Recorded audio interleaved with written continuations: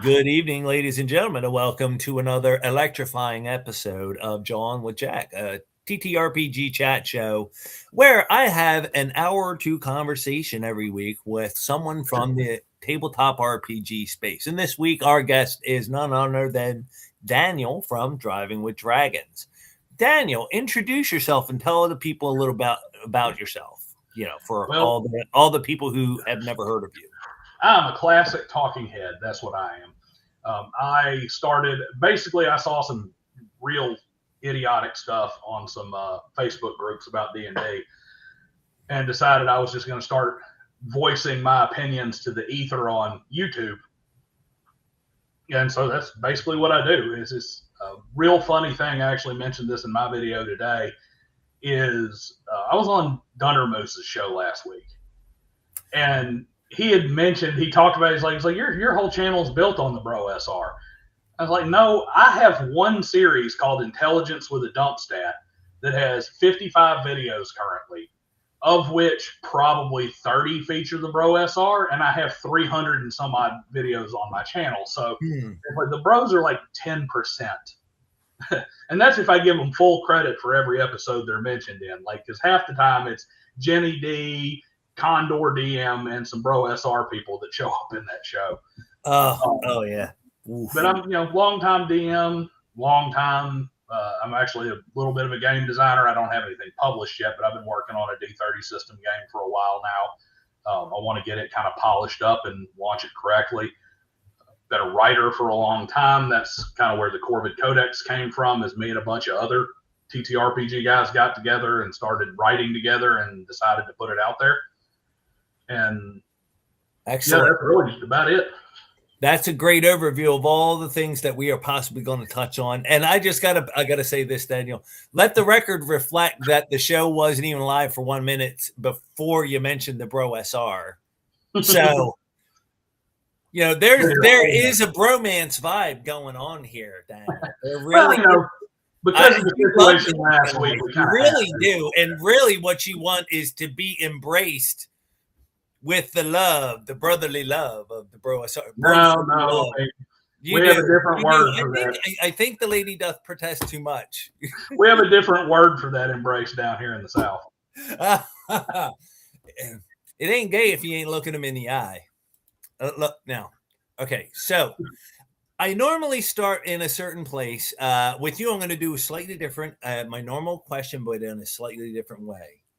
How did you get started in martial arts, Daniel? I had a dad who was ranked like number 13 in the world as a kickboxer back in the 70s. And I started practicing some form of martial arts by the time I was 6, 5. So as long as you can remember? Oh, yeah. I mean, there's pictures of me from times that I don't remember at all, from a house that I don't remember at all, wearing my dad's 1970s sparring gear where the gloves like come all the way up to my shoulder, horsing around fighting him in the backyard. So, I mean, it goes way back. We used to call them the octopus gear, because if you have anybody who's got any kind of martial arts history to it, especially sport karate thoughts. In the 70s, you didn't have pads. That was when the very first of those foam sparring pads came out. So you use either bare knuckle or boxing gloves before that. And the hand pads were basically just like a foam tube that you stuck your hand in. Like they were like flat, like a tube, like shoving your hand inside of a oversized cardboard thing from the paper towels. So if you got somebody who is really laying it in, especially because if you know anything about point karate in particular, they don't really call excessive contact to the body, only to the head.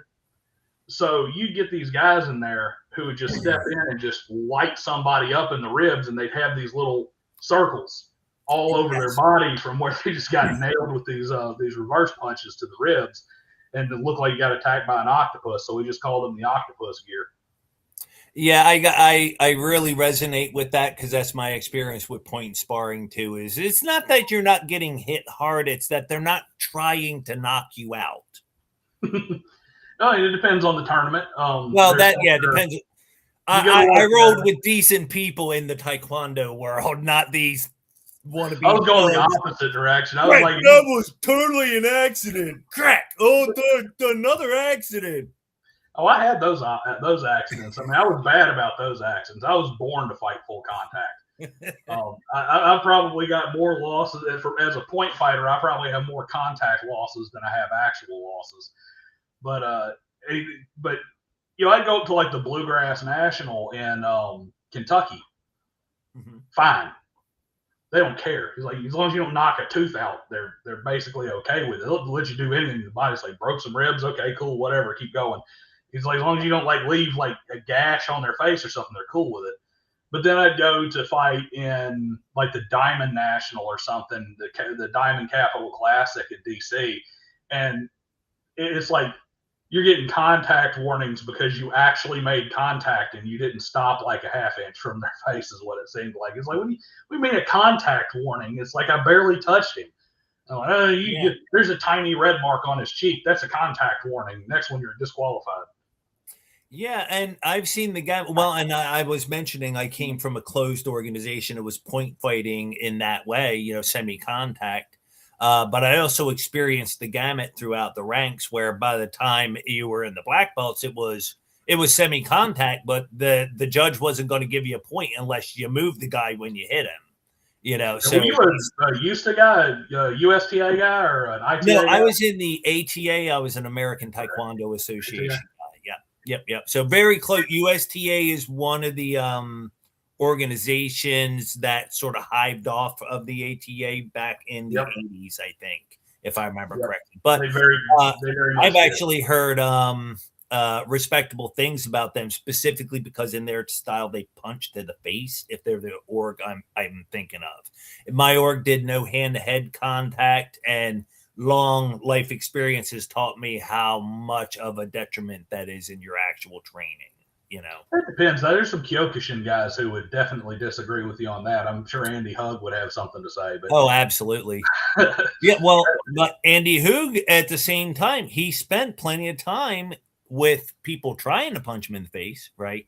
Weren't good. And that's the key thing is I did not have his layer of defense of when I transitioned to a different style and went to a place where hand-to-head contact was okay.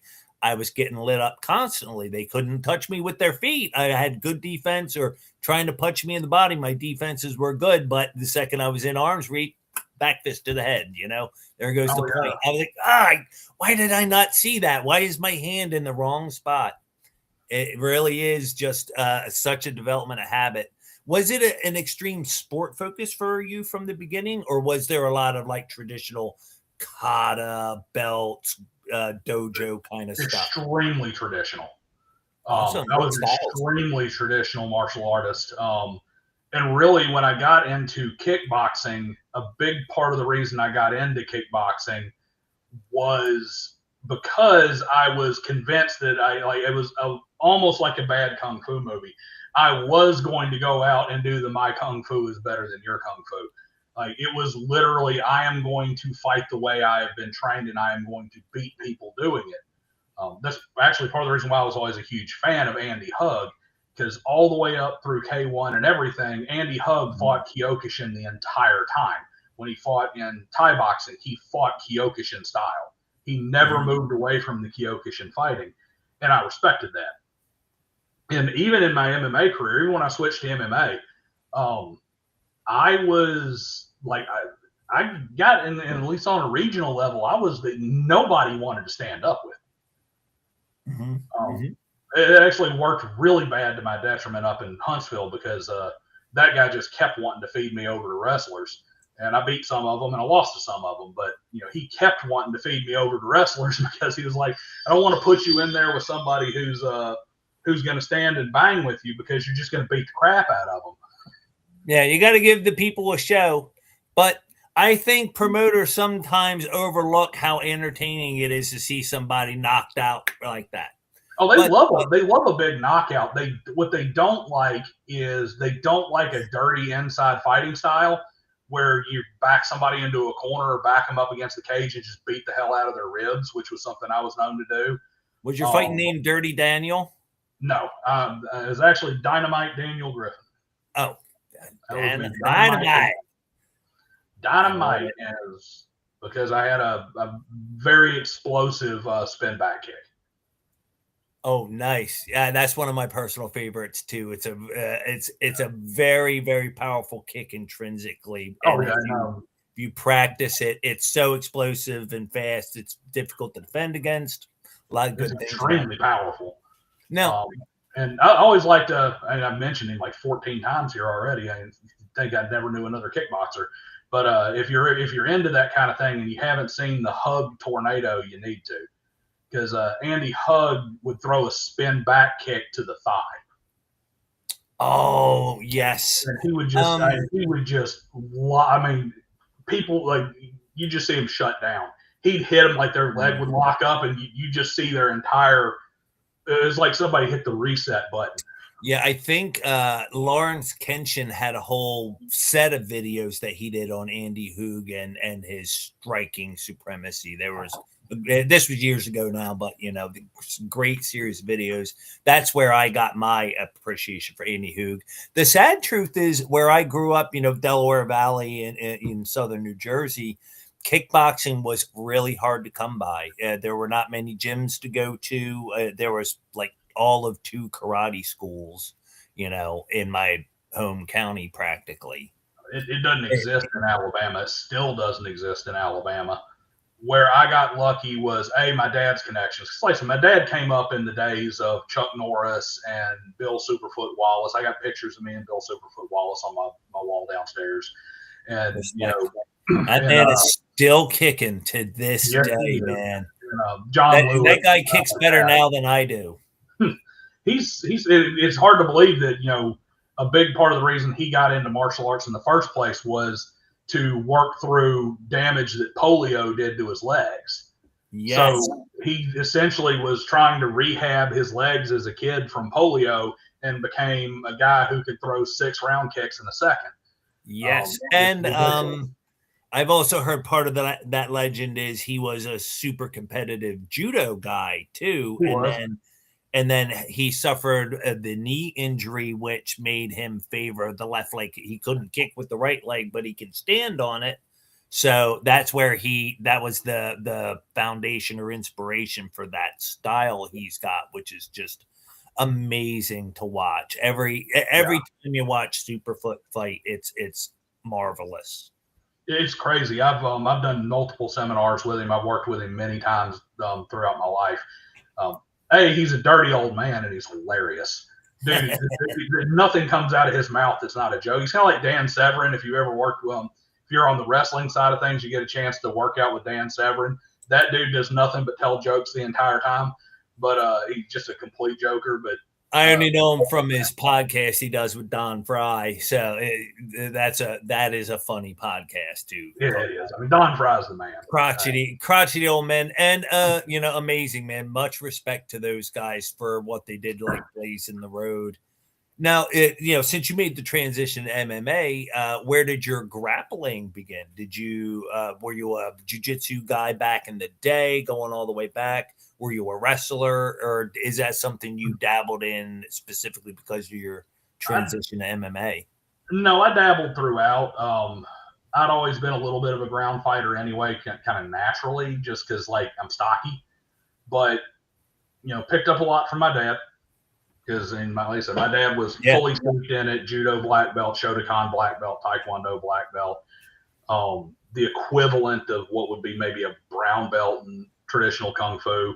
And he was a naval intelligence hand-to-hand instructor and a hand-to-hand instructor for what it became the Navy SEALs coming out of the late 60s and 70s. Yeah. So I picked up a lot from that.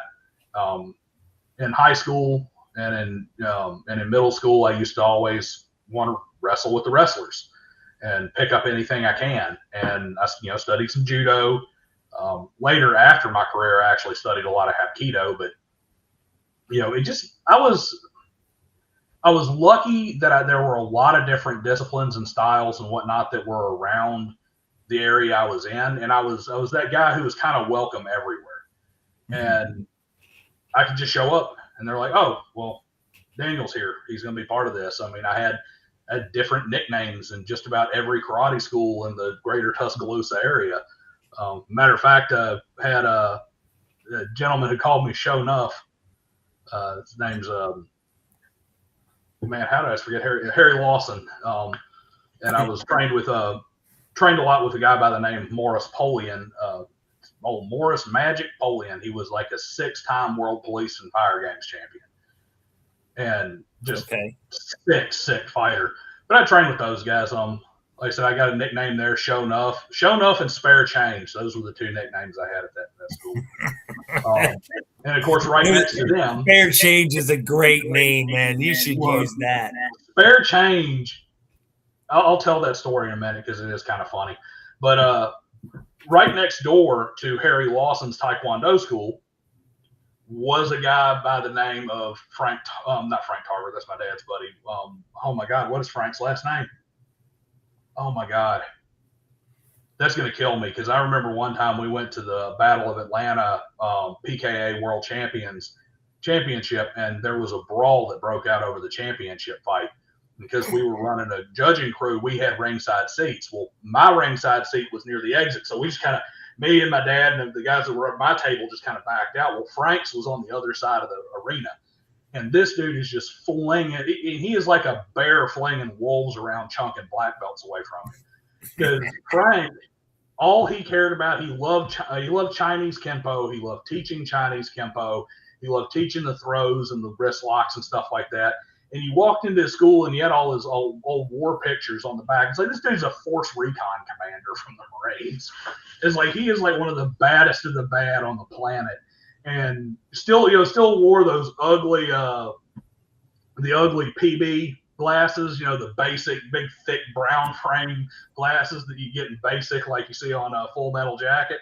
But like I said, he's just sitting here chucking 20-year-old black. This is a 50-something-year-old man at the time, and he is just flinging 20-year-old black belts around like they're nothing. Flying off of him.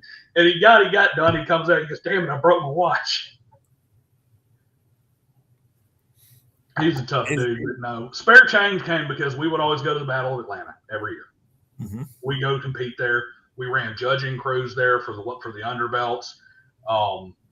Competed on a high stage, like some names of some people that I've actually competed against that would be more well known. I fought Stephen Thompson before. I fought Raymond Daniels before.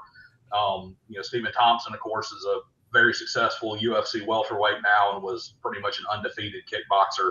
Raymond Daniels fights in Glory and is a very, very successful kickboxer. Raymond, the real deal Daniels. I fought both of those guys. So we were there every year. But if you've ever been to Atlanta and you're walking through downtown Atlanta, you're not going to drive anywhere. You're going to walk to where you're going to go eat from the hotel. Yeah. And you're walking through downtown Atlanta, like every 2 blocks, you're going to get somebody coming up asking you if you got, 35 cents for a cigarette or something like that. Every last one, they won't go there. Then maybe they'll talk to you. They'll give you a conversation for 3 blocks, and then they'll ask you. And they were just bugging me this one day. And I went off on one. He's like, "Man, you got some spare change? Or you got a little change you can spare?" I was like, I looked at the guy. I said, "No." I said, "No, I don't." I said, "You know what? McDonald's has a spare job application. I got a spare ass whooping in the trunk. You want to go get it?" And because this is like the 9th guy in like 2 blocks. And after I get done, I'm just going off. This guy look back and I see Magic and Harry Lawson. You're talking about 2 like 50-some-odd-year-old black guys just hee-hawing back there, laughing their ass off. And I'm like, these jokers have been sitting here, and every time one of these homeless street urchin people come up and ask them for spare change or a cigarette or something like that, they keep pointing at me and say, it's like, "No, that guy up there's got some spare change. He's got some spare change." Knowing that after I got 5 or 6 of them, I was going to turn around and go off on one of them. And that's funny. While you were telling that story, I was even thinking of that Robin Harris bit, because he had that way back in the day where he goes, "You got a spare change? I ain't got no spare change. Get yourself a spare job, and then you'll have some spare change." Yeah, it's almost like McDonald's. There just happened to be a McDonald's on the corner. I said, "That McDonald's has got a spare job application, and I got a spare ass whooping in the trunk if you want it." But then I noticed them back there here. I'm like, y'all think y'all are real funny, don't you? Telling everybody who comes up asking for a cigarette that I got spare change. Yeah. Well, the perfect revenge is to, get a bunch of people at the next time they got to do a public appearance and tell everybody it's like, it's their coming out day. It's a party. You should congratulate them. They're very proud coming out day.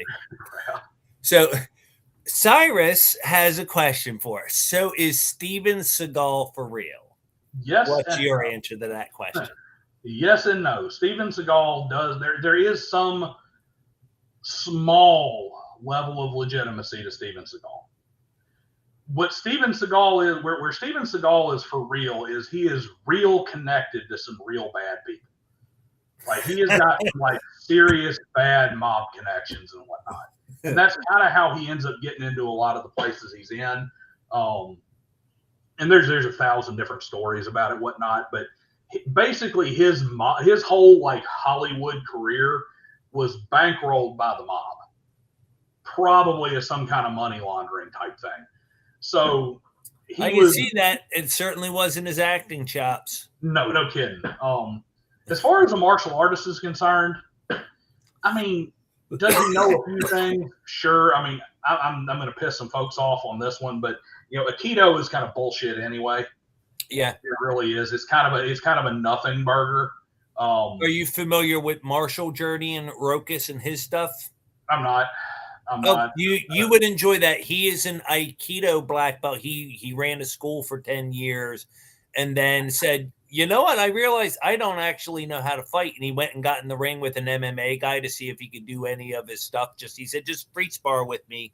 Couldn't do anything. And he dropped it and just went MMA and back. And, that was a couple years ago. He now does a thing called the Ultimate Self-Defense Challenge, which is a cool YouTube series. But check that out. I think I may have seen some of his stuff before, but I mean, I'd be surprised if you didn't. He's kind of big in YouTube martial arts circles. He's been in stuff with like Jesse the Karate Nerd and Icy Mike from Hard to Hurt and Sensei Seth. Those guys have all been in it.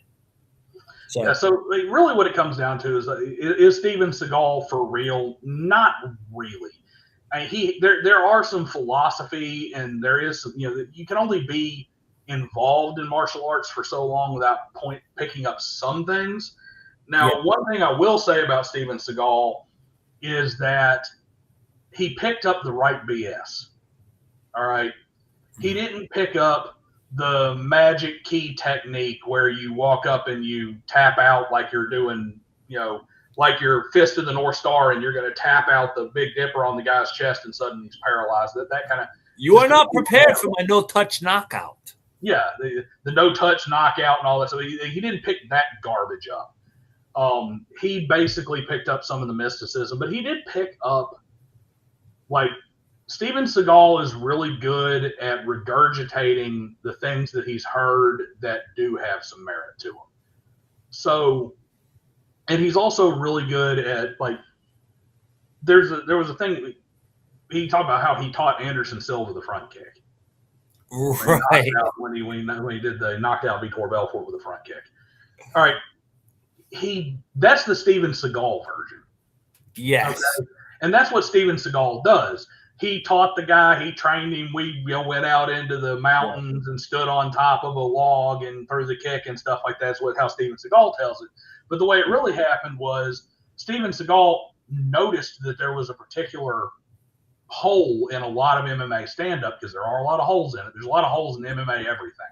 It's one of the problems. Yeah. Since that time, I think the striking game has really leveled up a lot in MMA. Because I'll tell you, this is the same thing. I was the MMA guy. None of my karate buddies were.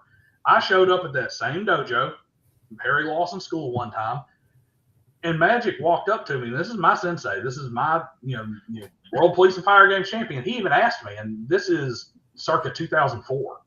He goes, Daniel, how come ain't nobody just throw a front kick straight down the middle? He saw it. He's like, the way they fight, the way they set up, the way they're flat-footed, they're not on the balls of their feet. So he's like, why didn't somebody throw a front kick down the middle? He's like, you should hit every time. He's like, you should be able to kick him straight in the chin if you want to, if you're quick enough. And that's the same thing that Steven Seagal did. And he had a conversation with Anderson Silva, and he's like, oh, man, this will work. And then, of course, Anderson Silva's like, yeah, that hole is there, kicks Vitor Belfort in the jaw, gets the win. And then Steven Seagal turns around, yes, I'm the sage advisor who taught him how to throw the front kick. He's like, no, you're not. You just mentioned that you saw an opening, and now you're taking credit for a world champion. Right. Yes. Well, and that is very much Steven Seagal kind of thing is he allowed the mysticism, like he played these kind of CIA operative black ops kind of characters, which started the mystique and rumors that that's what he did beforehand, and he did nothing to discourage that. But it seems like he did legitimately learn Aikido and various other martial arts throughout the years. But other than that, and Frank Dukes. Like that's what Steven Seagal is. He is a step above a Frank Dukes. Yes. Yeah, so, that's very I mean, I'm sure everybody already knows that by now, but Frank Dukes is one of the biggest frauds in the universe. But he had a great movie script that he sold off to Van Damme and the guys. Right. Well, and, sometimes I wonder if he even came up with that script. Everything else is made up. But, I mean, he had to have, because some of the, like, records and stuff they show at the end that he had, it's like, these are, like, the dumbest thing ever. It's like, these are not records. None of this is measured. Yeah, how do you even measure that during one of the fights as it's depicted? How do you measure how fast, how many miles an hour a kick is going? And you don't measure that stuff. Even with modern technology, we don't measure that stuff because it's completely meaningless. And it's like, you mean to tell me that the super secret underground death sparring illegal place keeps these kind of records? Because that's what I do. When I go commit crimes, I make sure I meticulously keep records of all the crimes I'm committing and exactly how I did it. Yeah. Yeah, and it's such a beautiful thing, too, because the debunking, the very, what do you call it, the evolution, the advent of MMA is what debunks the blood sport story of, well, even if there's an underground tournament, it's not looking like what was in that movie, and Frank Dukes did not win it. No. Well, I mean, have you seen Frank Dukes' trophies? Like, Frank Dukes, give the man credit, he recognized what he needed to recognize, and to be fair, so did the Gracies.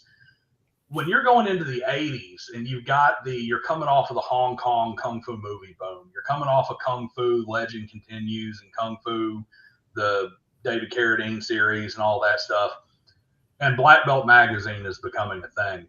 Yeah. They were ravenous for it. And it didn't matter where it came from. They just needed more. And we've seen this with video games and stuff before, where it's like this particular type of video game or something becomes really popular all of a sudden, and everybody's copying it, and nobody cares. It's like, what, you got an idea for a game that fits this genre? Here's your money. We're going to shovel money towards you to make it.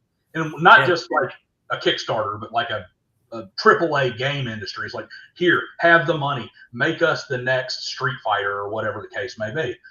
And he recognized that, and he's like, I know I can sell my line of BS to Black Belt Magazine and get on the cover and get the notoriety and stuff, and then I can turn around and sell it to TV or something like that. And that's what he did.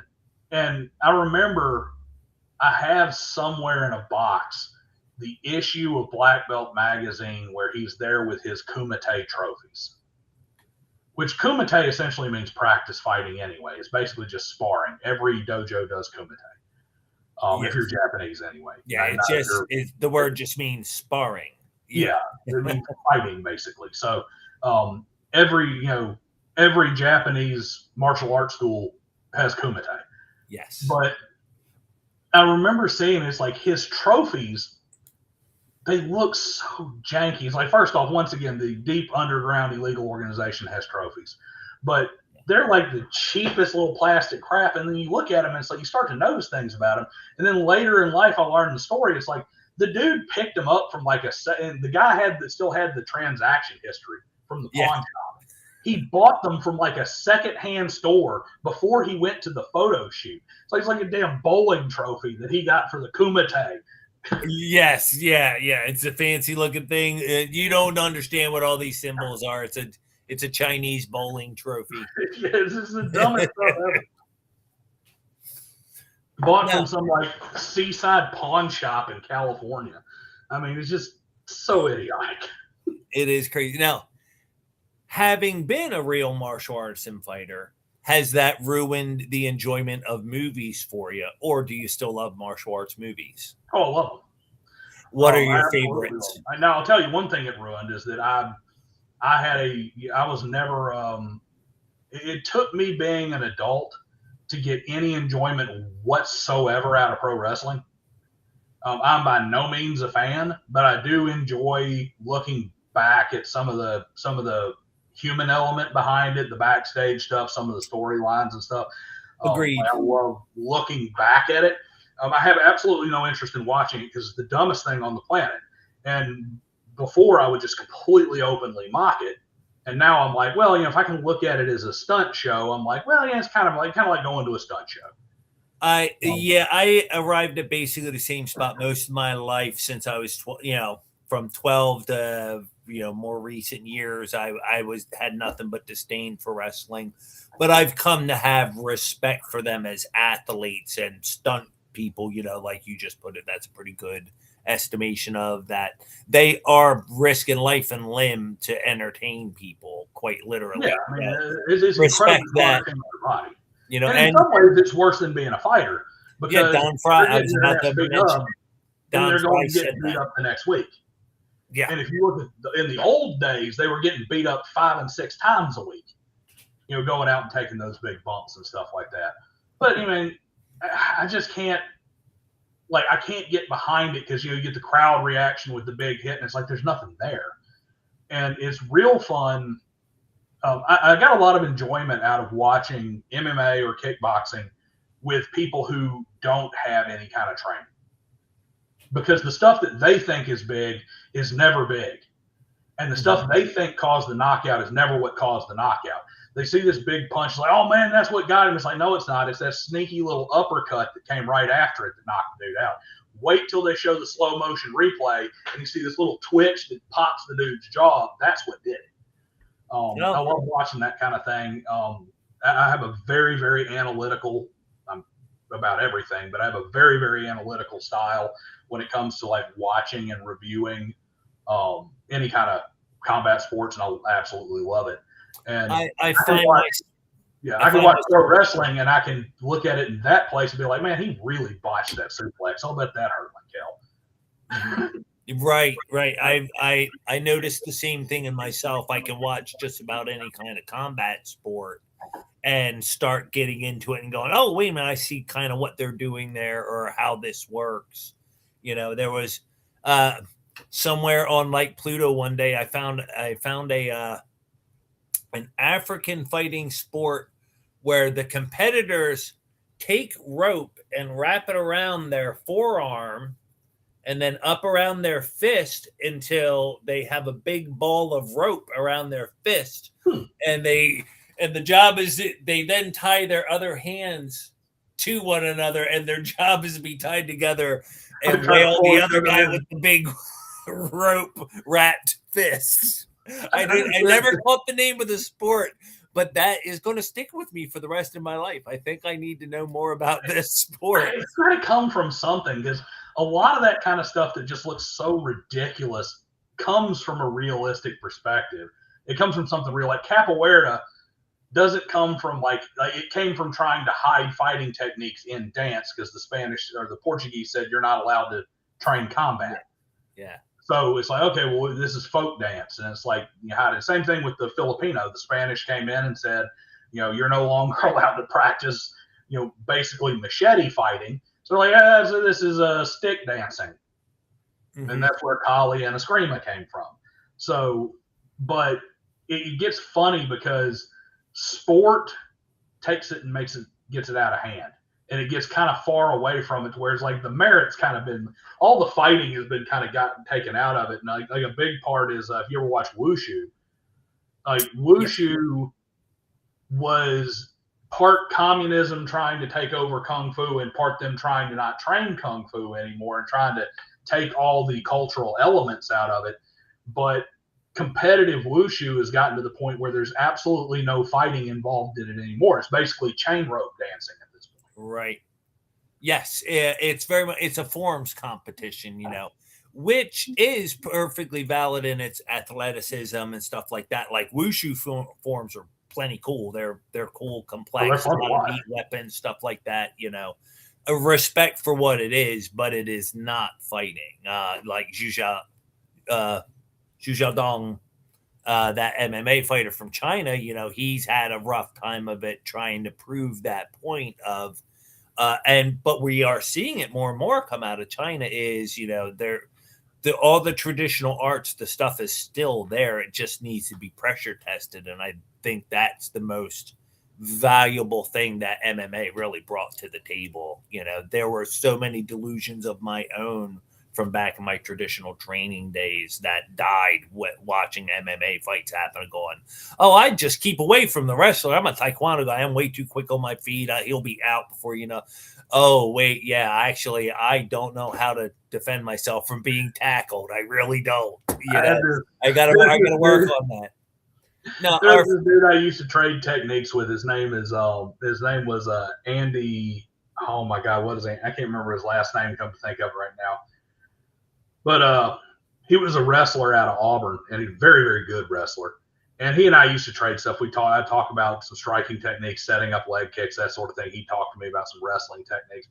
That dude, I remember watching this one fight, and we were in must have been a 40-foot ring. It's a pretty decent size ring. So it's about a 40-foot ring, and I swear he ankle picked this guy corner to corner. Like he shoots this single where he like steps out like to damn near the full splits, shoots all the way through and reaches out and ankle picks this guy. And I'm like, this dude just shot like 36 feet to pick that ankle. And I'm like, that is insane. Now it's like, would he have done that to me? No, because he's like, that would have been like murderous suicide to do that to me. But he knew that the guy he was up against had absolutely no idea what he was looking for ground wise. He knew he had a pretty healthy Golden Gloves reputation and some good pro boxing. He knew he didn't want to get in close enough to trade hands with the guy, so he just ankle picked him from across the ring. And you saw it with James Toney against Randy Couture. Randy Couture ankle picked James Toney from like a third of the way across the octagon. It's like he basically slithered across the ground on his knee and then like bellied down on his ankle and like dragged him down and climbed him like a rope. Yeah. I remember seeing that. Oh my gosh. So I got a shout out here. Our pal J. Scott Garibay says the Karate Kid Kung Fu Legends was a real surprise and quite good. I actually very much did like the Jaden Smith Karate Kid movie, the Jackie Chan one. I haven't seen the new one. I've heard it's good. Really? Okay. I thought it was definitely good performances all around and in the right spirit, even though it's all kung fu and not karate. But I loved that about it is that it is all the same. It's the right spirit. All I've seen is the very end where Jackie Chan gets the pizza and Ralph Macchio walks off, and I'm assuming it's a cameo from the guy who plays Johnny.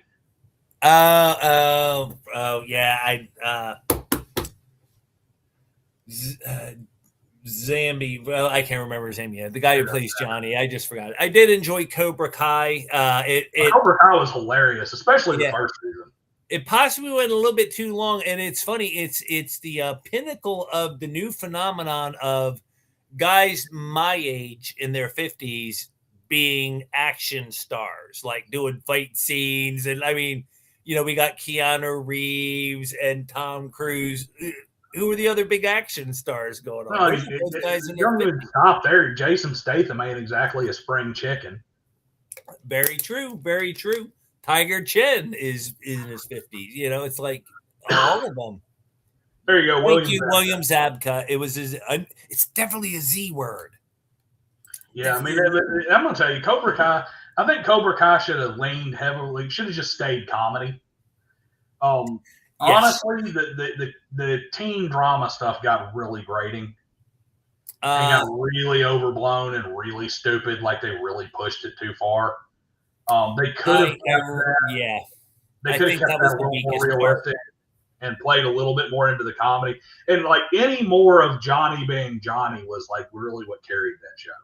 From the second he painted a cock and balls on a billboard in the first episode, you knew he was just going to carry that. And he did. I like that one. The Expendables. I've seen the first one. Honestly, not a big fan. Out of all of them, I like Dolph Lundgren the best. You know, he's my favorite of that bunch. The good thing about the Expendables, though, like I will give you there is a reason. I will want to. Now, this may actually be the Expendables, but I'm pretty sure it's Expendables 2. There's a reason for that one, because that's the one that has the cameo from Chuck Norris, where Chuck Norris comes in and tells a Chuck Norris joke. That's right. Was that wasn't in the first one, was it? That was in one of the later. I'm pretty sure that was in the second one, where he comes in and like a cobra bit me, and it took after 7 days of agonizing pain, it died. And Chuck Norris is a great guy too, by the way. I met him. Yeah, actually, that's one of those funny things. Is I have nothing but respect for Chuck Norris as a man and a martial artist. I cannot stand his movies. I hate his movies. His acting is the worst to me, and his fight choreography is not all that great. I'd rather watch Jet Li than Chuck Norris. And Walker Texas Ranger is the worst television show I've ever seen. I'm sorry. He always tried to keep his fight choreography more grounded, which is a problem because what's realistic does not look good on TV. Exactly. Kind of in a similar way, I always felt that way about Don Wilson is, his acting is terrible. And for some reason, his fight scenes do not look good. But he's one of the baddest dudes in the world in the ring. Don Wilson was good. I mean, now Chuck Norris stepped up. I mean, a lot of people don't understand his bona fides. I mean, Chuck Norris fought in the Long Beach Last Man Standing, which was it was theoretically pseudo point karate, but it was full contact, and it was basically like a 24-hour. I think he fought like 40 times in that span.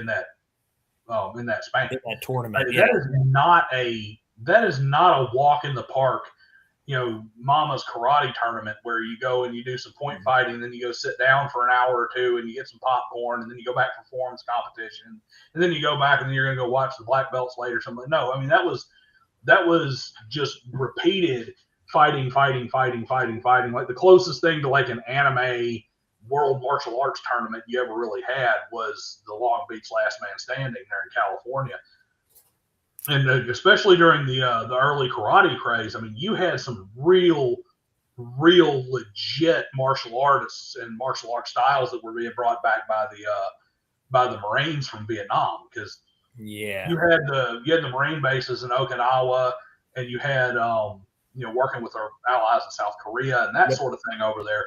So you had these Marines coming back to these bases in California, bringing back some real hardcore traditional martial arts, and especially if they're on that West Coast area, they were building some monster dojos with some real top level athletes in there for point karate, kickboxing, full contact karate, that sort of thing.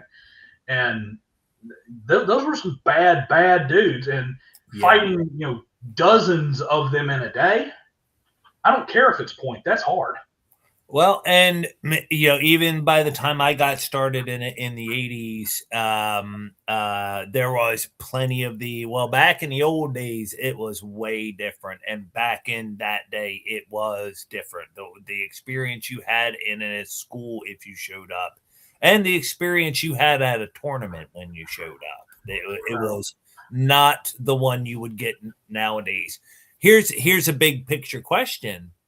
Is martial arts better or worse for lowering those standards in various ways to make it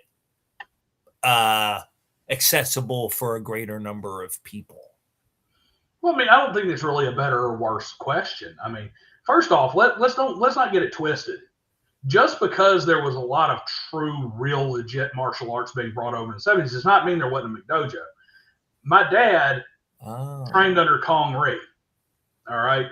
Okay. And you're talking about a hardcore Korean Taekwondo. Conley is that Philip and Simon Ree's dad or something? Or I believe so. okay, But you know who else he trained? Elvis Presley. oh yeah, And Priscilla Presley. I thought that was Ed Parker. Elvis was a black belt, Priscilla was a green belt, and Priscilla could beat Elvis all over that dojo. But Elvis stroked the big checks, so Kong Ree put the black belt on him. So it still existed even in the super legit places back then. I'll say this: it depends on what you're getting into it for.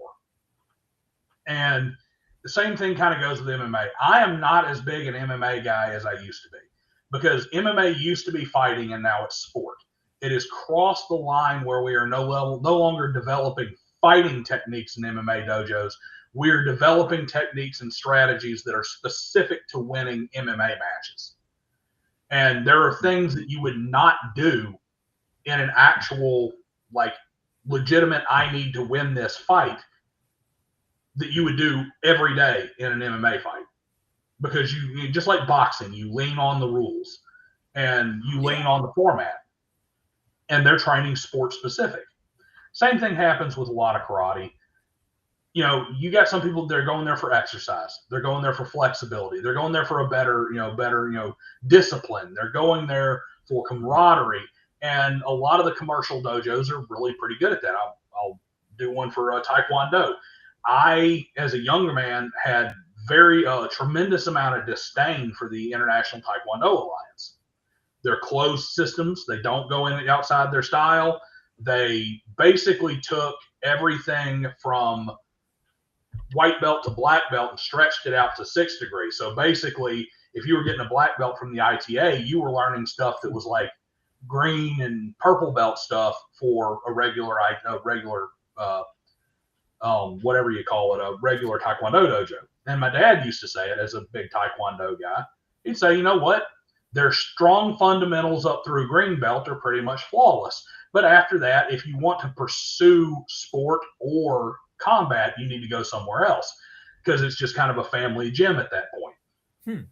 But they're very, very good at building discipline, teaching principles, flexibility. They're very good at making sure you don't get injured while you do it. Right. They're very, very structured, and there's benefit to that. If you're asking just from the purely martial aspect of it, yes, we've improved because we have started taking things from everybody.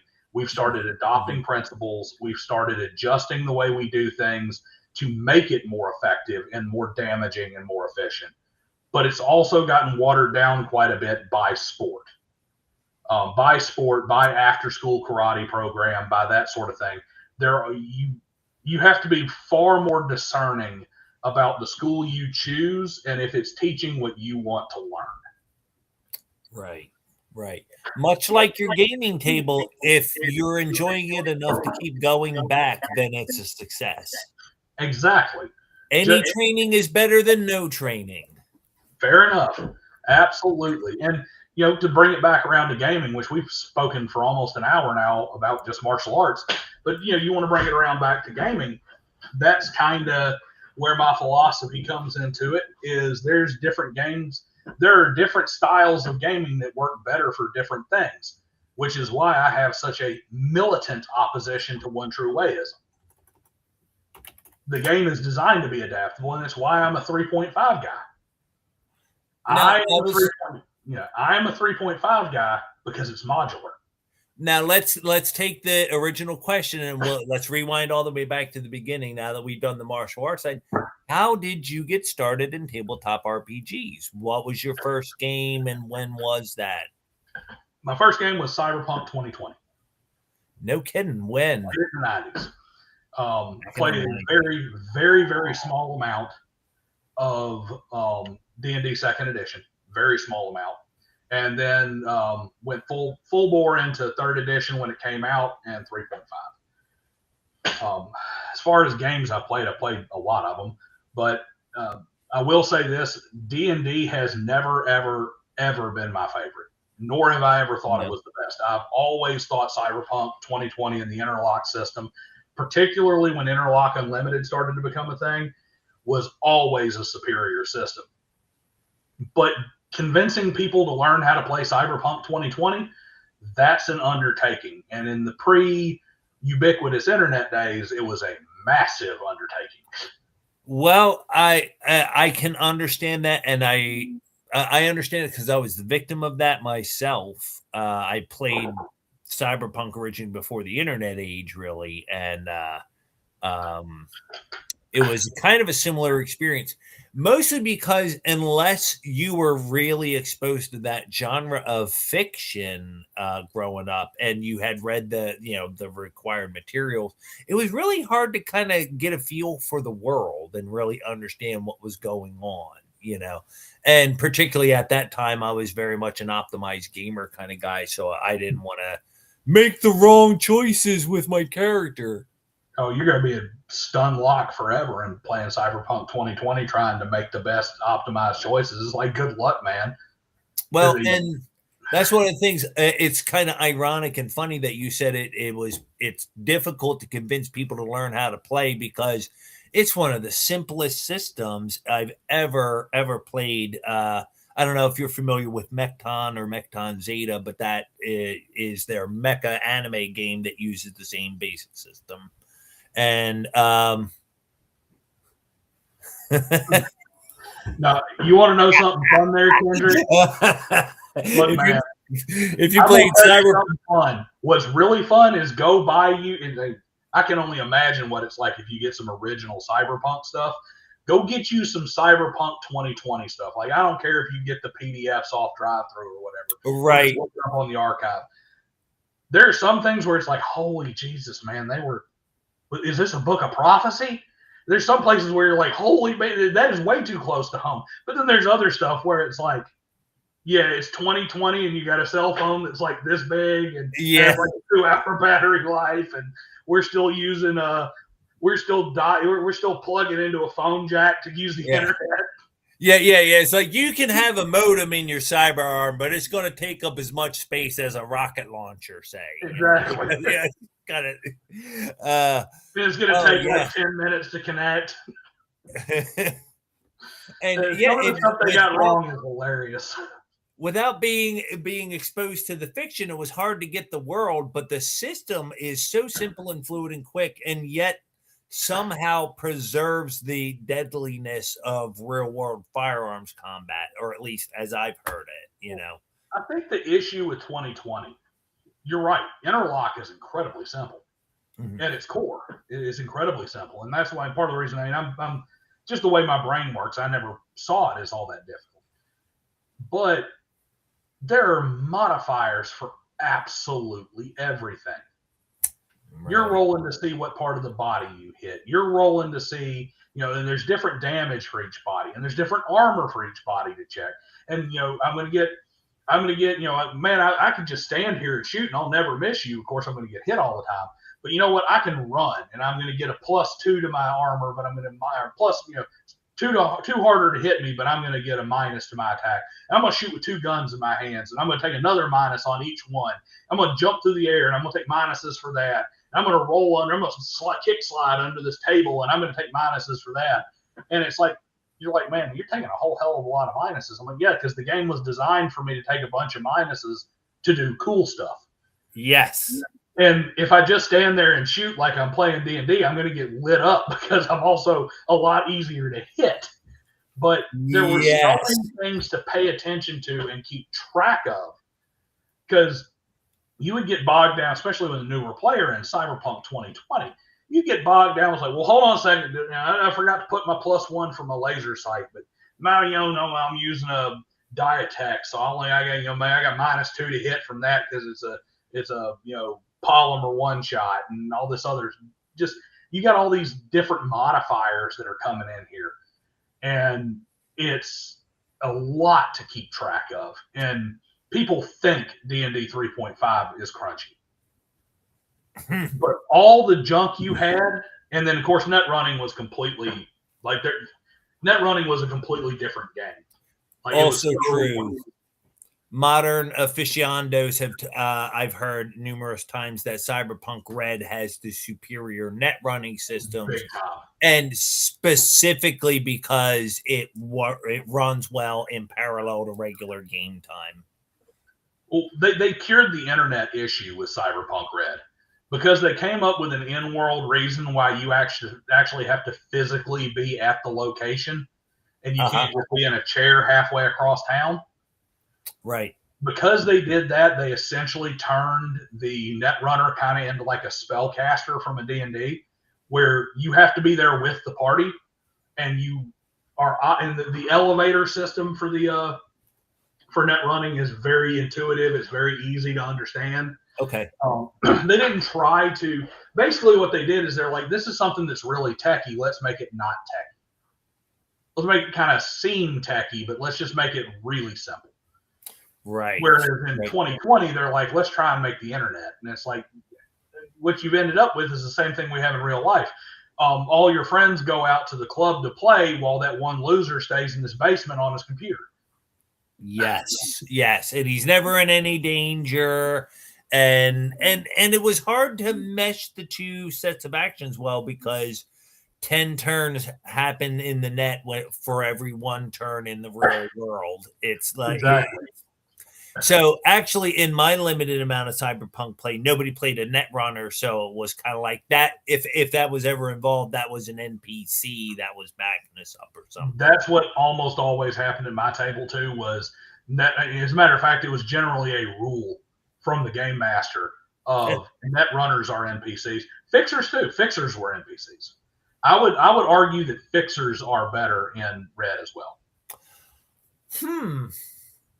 Interesting. In what way did they change in Red? I only played a fixer a little bit, so I didn't get to see where the weak points of them were. Well, it's just they're not as nearly as bad as net running. All right. Okay. But they're kind of like having a quest giver attached to your party.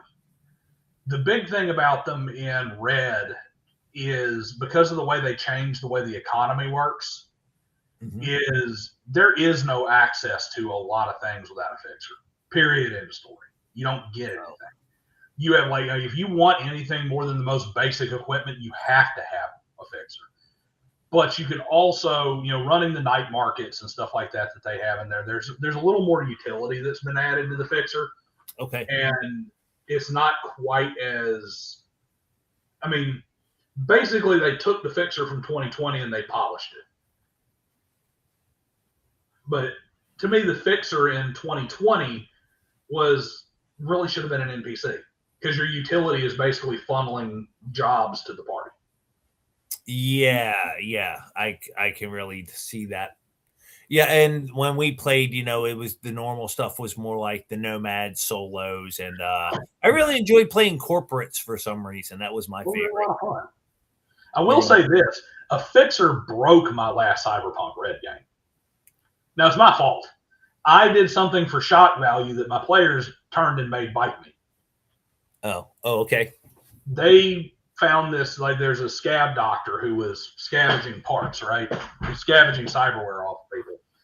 And they basically opened his junk drawer, like his dump, basically his dump bin where he dumped all the bodies and parts he didn't want and stuff.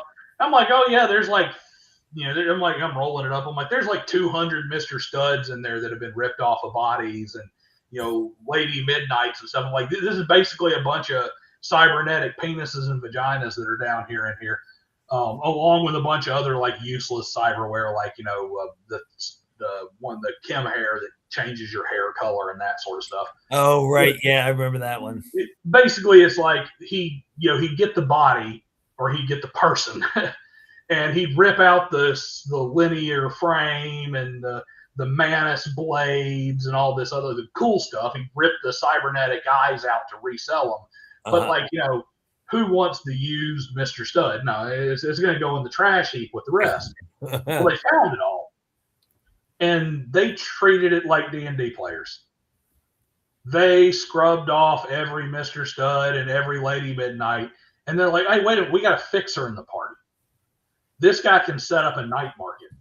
And the next thing you know, like they literally, and I'm not kidding you, they stole a panel van and they made a Mr. Stud ice cream truck and would drive around and make night markets to set, like they basically made themselves filthy rich, pun intended, selling used Mr. Studs. And I'm like, are you guys literally driving around Night City with a van that has a giant dick intentionally painted on the side? And they're like, yes, we are. I'm like, you are selling sex sells. Sex toys. I'm like, this is what my game has turned into. They're like, well, we got a fixer, so hey, we got the parts. And he's using the barter skill and whatnot to make the price up closer to what it should be. Because I'm like, you're not going to get a lot of money for these used Mr. Studs. And he's like, well, that's okay because I have my roll ability allows me to haggle up a certain percentage. See, my capitalist side is saying, oh, no, you say use Mr. Stud, and I see a whole selection of people who couldn't afford a new one and are chomping at the opportunity. Which is exactly what they did. Yep, there you go, man. There's a natural market for that. Well, because the normal thing would have been like, well, okay, you're going to have a hard time finding buyers. It's like, no, I have a fixer. I'm going to set up a night market. The buyers are coming to me. This is Studs Are Us underneath the overpass. Studs Are Us, man. I'm like, and of course we had a med tech who was just cranking med tech my ass. It's like Heisenberg over here is just cranking out high quality drugs. So it's like you show up to the overpass and get your drugs and your sex toys. And I'm like, you got to be kidding me. Next thing you know, it's like 3 sessions in. I've got a med tech that's a Borg, and she's got a linear frames and all kinds of other stuff. She's just basically a freaking. So what are you here for? Hardware or software? Yeah. It's like a mech warrior walking down the streets like Ed 209 over here, dispensing drugs and shooting people. And that is every cyberpunk campaign in a nutshell, I think. Yeah, but usually it doesn't take 2 sessions. Usually it takes a little bit longer than that. Some of us are just quick starters. We get right to the action. Like I said, that was my fault. For like 5 minutes, and I haven't shot a rocket launcher yet. We need to start racking up some bodies. That guy's parts. That is a clear example of a game master completely underestimating the depravity of his players when he goes for shock value. And yes, there are so many stories along those lines. It's hard to even know where to begin. Now, on your YouTube channel, speaking of, I think this is a decent segue. You have a segment that you do every week called "Intelligence as a Dump Stat." I sure do. And so, since we were just talking about an occasion where you perhaps didn't exercise intelligence to you, what was the inspiration of this YouTube series? It's one of the writers that's in Corbin Codex. Okay. I have to give him credit because I was in a Discord with him and I cannot remember what I was so pissed about. I can probably go back and listen to episode 1, but I got on a roll and I'm just going off on whatever this thing was. It was something so stupid. And I was like, are you kidding me? It's like, what is wrong with these morons? And I was like, did these idiots dump intelligence? It's like they dumped intelligence in real life. These idiots just rolled a 3. And this writer of mine, he comes up and he goes, there you go, intelligence is a dump stat. Sounds like a new series to me. I'm like, it sure does. So next thing you know, we got intelligence as a dump stat. It started as a name. It started as a name. Well, it started as a name mainly because I think, actually, I can remember a little bit now, at least the gist of it. I was going off about people getting overworked about stupid stuff, getting just taking it way too far. And that's where it kind of came from. And the entirety of intelligence as a dump stat it is an outright mockery and satirization of people having outsized reactions to things people say about games on the internet. There's generally, I clearly agree with what I'm saying, just I typically present it in the more forceful, abrasive, and insulting fashion. Because the mockery is it's like you're sitting here talking about how this guy is like a worthless shell of a human being who's never felt the touch of a woman because he said that he likes disadvantage. Is this what we've gotten to? This guy likes advantage, this disadvantage. This guy likes +2, -2. So we're gonna bomb this guy's house. So that's it seems extreme when you phrase it that way. Exactly. So that's the mockery of it. It's supposed to be over the top. Now there are some cases where I am more serious in my critique than others. Mm-hmm. You can usually tell when I'm more serious in my critique. I remember there's one episode where Jenny D is featured, and I say a bunch of stuff about Jenny D, and I'm like, you see, that's how it's done. It's like, now this is where it's something that's more important. And I was talking about somebody who was tied to the same subject, like Jenny D had said something stupid. This guy had come in and just said some truly awful and vile stuff. And I went back and I'm like, this is a vile human being who deserves to be castigated in every way possible because he was. And I'm like, this is a legitimate criticism of this guy because we're talking about like a true moral issue here. Mm-hmm. Jenny D stuff, I don't think she's that bad. Not at least not as bad as what I said about her. Right. Yes. I will say much more awful things about people than I really believe. Yeah, and in Intelligence is a Dump Stat, one thing you'll notice that Condor DM very rarely appears. I'm using him as an example because everybody knows what the Condor DM example is. Sadly, true. Condor DM is physically incapable of taking a joke. His immune system just isn't up to it. He's allergic to it, which is why he almost never appears on that show. Because in general, now I may mock somebody for not being able to take the joke a time or two, but as a general rule of thumb, unless it's like a Jenny D or, somebody who's got 50, 60,000 followers or something like that, the fact of the matter is that I try to peel off of the people who can't recognize it for what it is and who can't take it in the spirit that it's meant. Because I'm not just there to be mean-spirited. I'm not just there to attack people for no reason, jump down their throat, et cetera, et cetera. I want them to be able to laugh. I want somebody to be able to look at it and be like, yeah, that was stupid. I shouldn't have said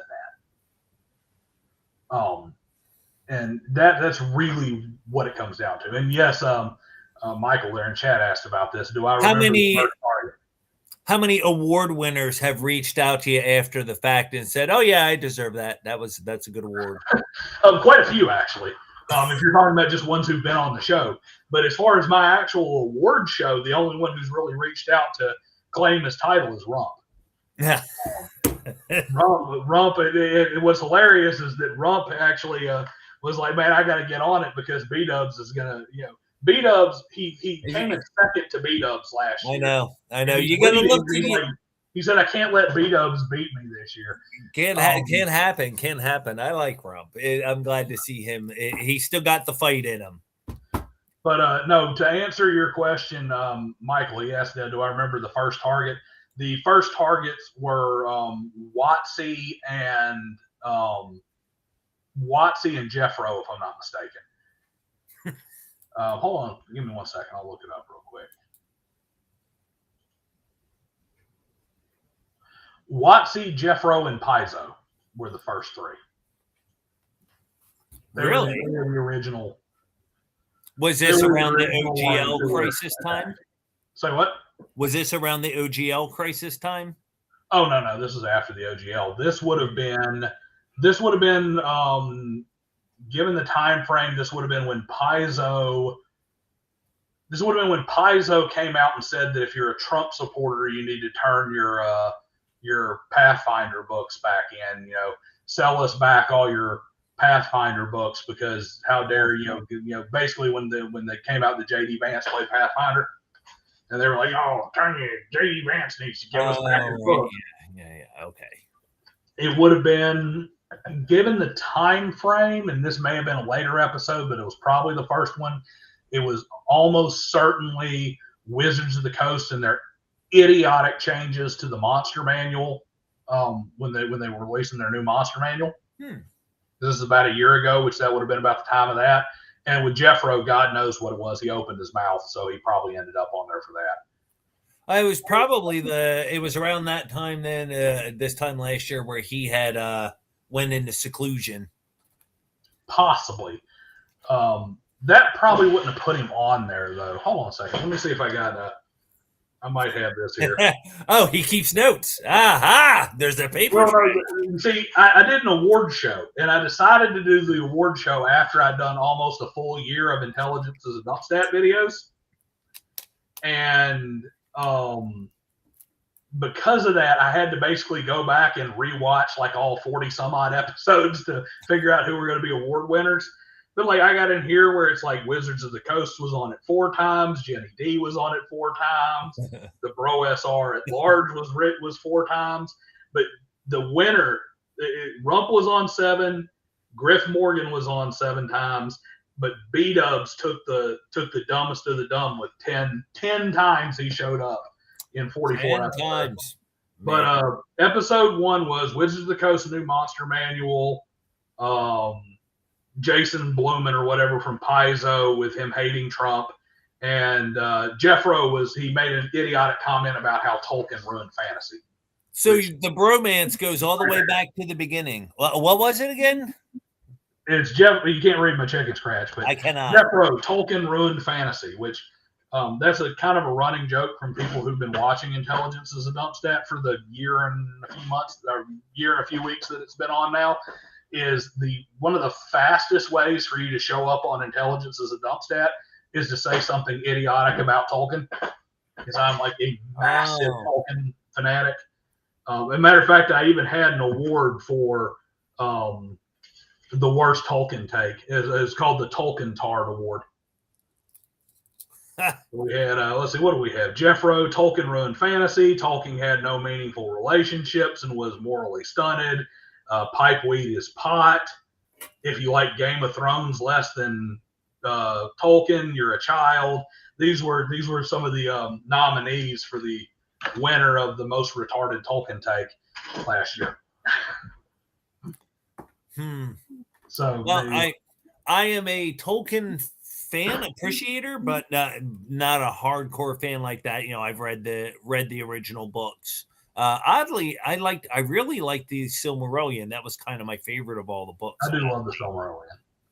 Yeah, it felt different though. It felt more like I was reading an epic poem or old scriptures or legends or something like that, rather than a novel.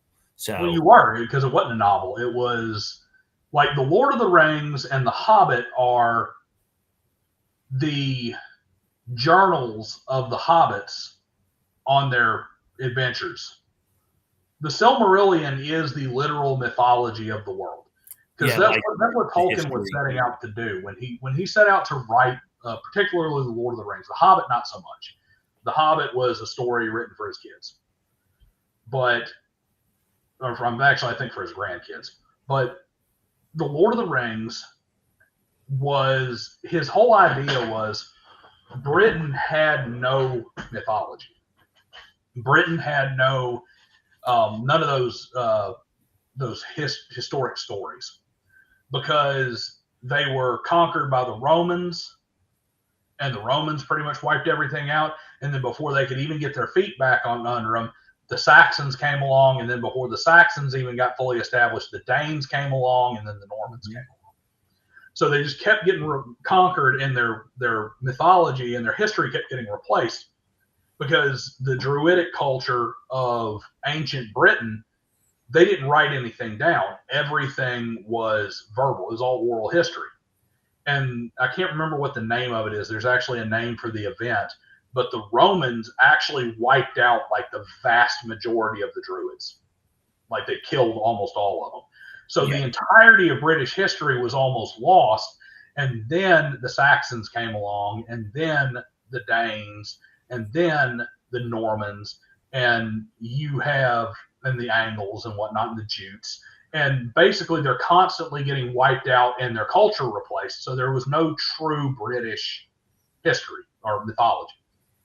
Tolkien wanted to create that. And that's what the whole of Middle-earth is it is a proto-British mythology.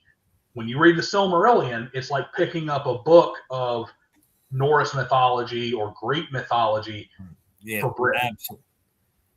Absolutely was. Your little historical snippet there too was ironically, not to get too political, but it's the best argument for immigration control I can ever think of. Yeah, no kidding. They keep walking in and taking over your society. Just look at Britain. Britain has got a purple-haired AI anime girl as the only hero left in the entire island. Well, her and Tommy Robinson, I guess, Tolkien he seems to be fighting the good fight. Grave after they just letting them come wipe their culture out again. Yeah, it's terrible. Now, between that and Rings of Power. Not to my knowledge, I have not been on intelligence as a dump stat, as far as I can recall. I do not believe you have yet to appear. Okay, all right. I will. I'll be stupid. I think you came close a couple of times, but you're one of those people who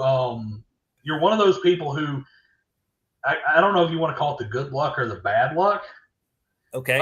Every time you said something that was going to land you on, somebody came out with something just so utterly moronic that it just had to bump things off.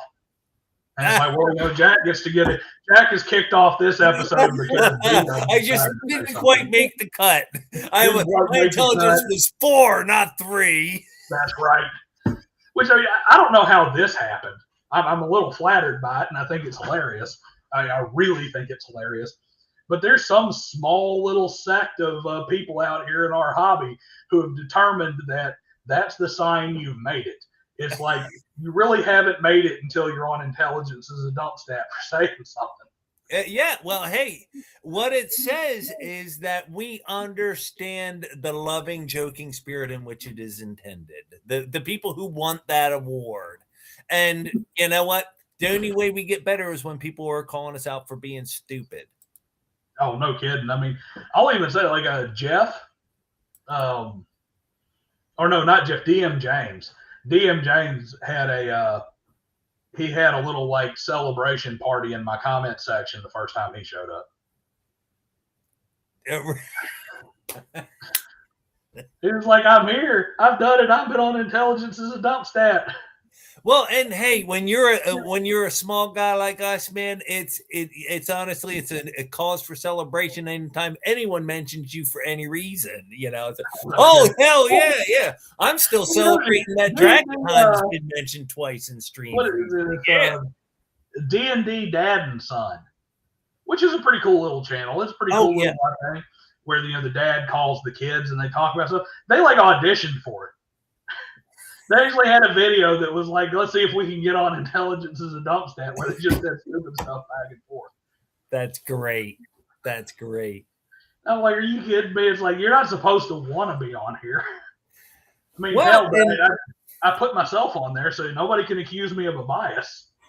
And the real thing is, I'll be saying things to try and get on the list, and I won't get on the list, but I'll eventually end up on the show for something I didn't intend to be stupid about. And that's how it's really going to work. And then I'm going to go, oh, I meant to be stupid with that. I meant to be stupid. Oh, yeah.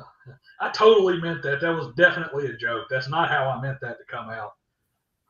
Now, okay, but back to the game. I do have to dig at this. And like, how did you come to the conclusion that 3.5 is the best system?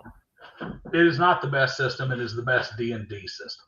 Oh, pardon me. Yes, I will revise that statement. How is it the best D&D system?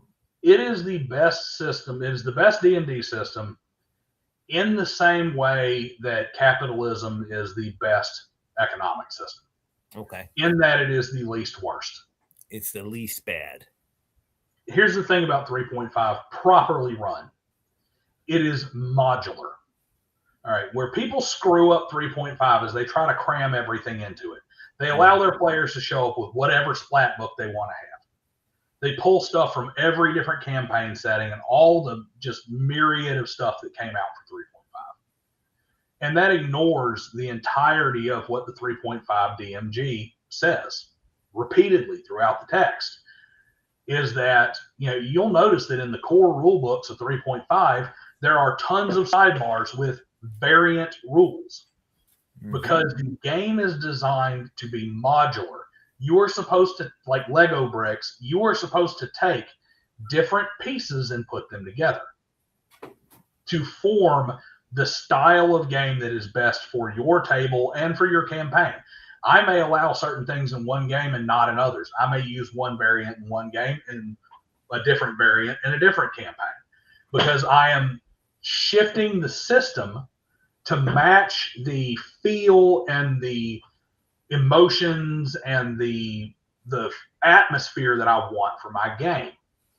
And as an extension of that, my biggest advice for game masters is get really good at convincing players to play different systems. Because if you really want the best games, you decide what you want to run, and then you pick the system that works best for it. That's the best way to have good games. If I want to run Cyberpunk, I need to run Cyberpunk. I don't need to take D&D and try and make it Cyberpunk. If I want to run a mystery, a supernatural mystery scenario, I need to pick up Call of Cthulhu, not try to make Dungeons and Dragons into Call of Cthulhu. Where D&D 3.5 shines is that I can take pieces, and if I have players who are absolutely not going to buy books, they're absolutely not going to learn new systems, they are 100% only going to play one game, I can make 3.5 work the best for the most play styles. There will be a better version. It doesn't matter what play style you pick. There's probably a better game than 3.5 for that play style. But I can make 3.5 work for everything. So, like, you have a bunch of players say, we want to do a pirate campaign. You have a selection of books that you could leverage. I have a selection of books. I have, modifications I make to certain rules. I make certain skills more the focus and less the focus. And I use the skill system. That's one of the big mistakes that a lot of 3.5 game masters do is they do not use the skill system. Because, Explain. Yeah. Well, for instance, like if I'm going to run a seafaring campaign, I am going to take everything that happens on a boat and I'm going to break it down into its core things. It's going to be use rope. It's going to be profession navigator. It's going to be wilderness war, not wilderness war, that's 3.0, but it's going to be survival and whatnot to read star signs to figure out what direction I'm going. It's going to be a myriad of different skills that you need to have to function daily. And that's going to keep you from dumping all your points into spot, listen, hide, diplomacy. Okay. I'm going to granularize what we're doing, and then I'm going to simplify other things. If I'm running an intrigue campaign, you're going to need all of these different bluff skills, diplomacy, sense motive, all that stuff. However, if I'm not running a game that's really focused on a lot of diplomacy and I want that part to move fast, I'm probably going to let those skills almost be interchangeable. But the part that I'm focused on, like say dungeoneering, now we're going to have survival and stonework and all this other stuff. These skills are going to be ones that you are going to find use for. It's like, well, can I just make a search check? No, you can't just make a search check. You're going to need the specific skills. So you're not going to be able to just dump all your skill points into generic skills and get through. Same thing with feats. You're going to need these things, and I'm going to give you things that make you think in different ways. Congratulations. Here's a powerful legacy sword that focuses on sundering. If your character build is going to be based on something other than sundering, well, it's going to be just kind of a run-of-the-mill, kind of a run-of-the-mill magic sword. But it's going to be really powerful if you pivot and you start playing into the things you're given. And you can do that by thinking of it as a modular system and plugging and playing what you need. But when you do the kitchen sink approach and you basically let the players have whatever they want, and they're showing up with these crazy classes that make absolutely no sense where you're at. When you don't hold them to alignment is extremely important. And when I say alignment, I mean they need to behave in their alignment, not just, it's a piece of the game. And when you make them, like when you require them to, just through the mechanics of the game, through the pressures of the game, you require them to make decisions for the things they want, it makes it a lot harder for them to try and build these ridiculous, makes no sense classes, class structures that are super powerful. Like the famous one is like, well, I'm going to take a level of barbarian and then switch to, fighter after that because I want the improved movement speed, I want rage, I want the D12 first level hit die, all that stuff. It's like, well, that's all good and well, but I'm going to need to see why this multi-class matters. And I'm going to give you, if I'm going to do milestone leveling, I need to go back and make an adjustment. And there's an adjustment for it in the book. If you look, they tell you how to adjust for it.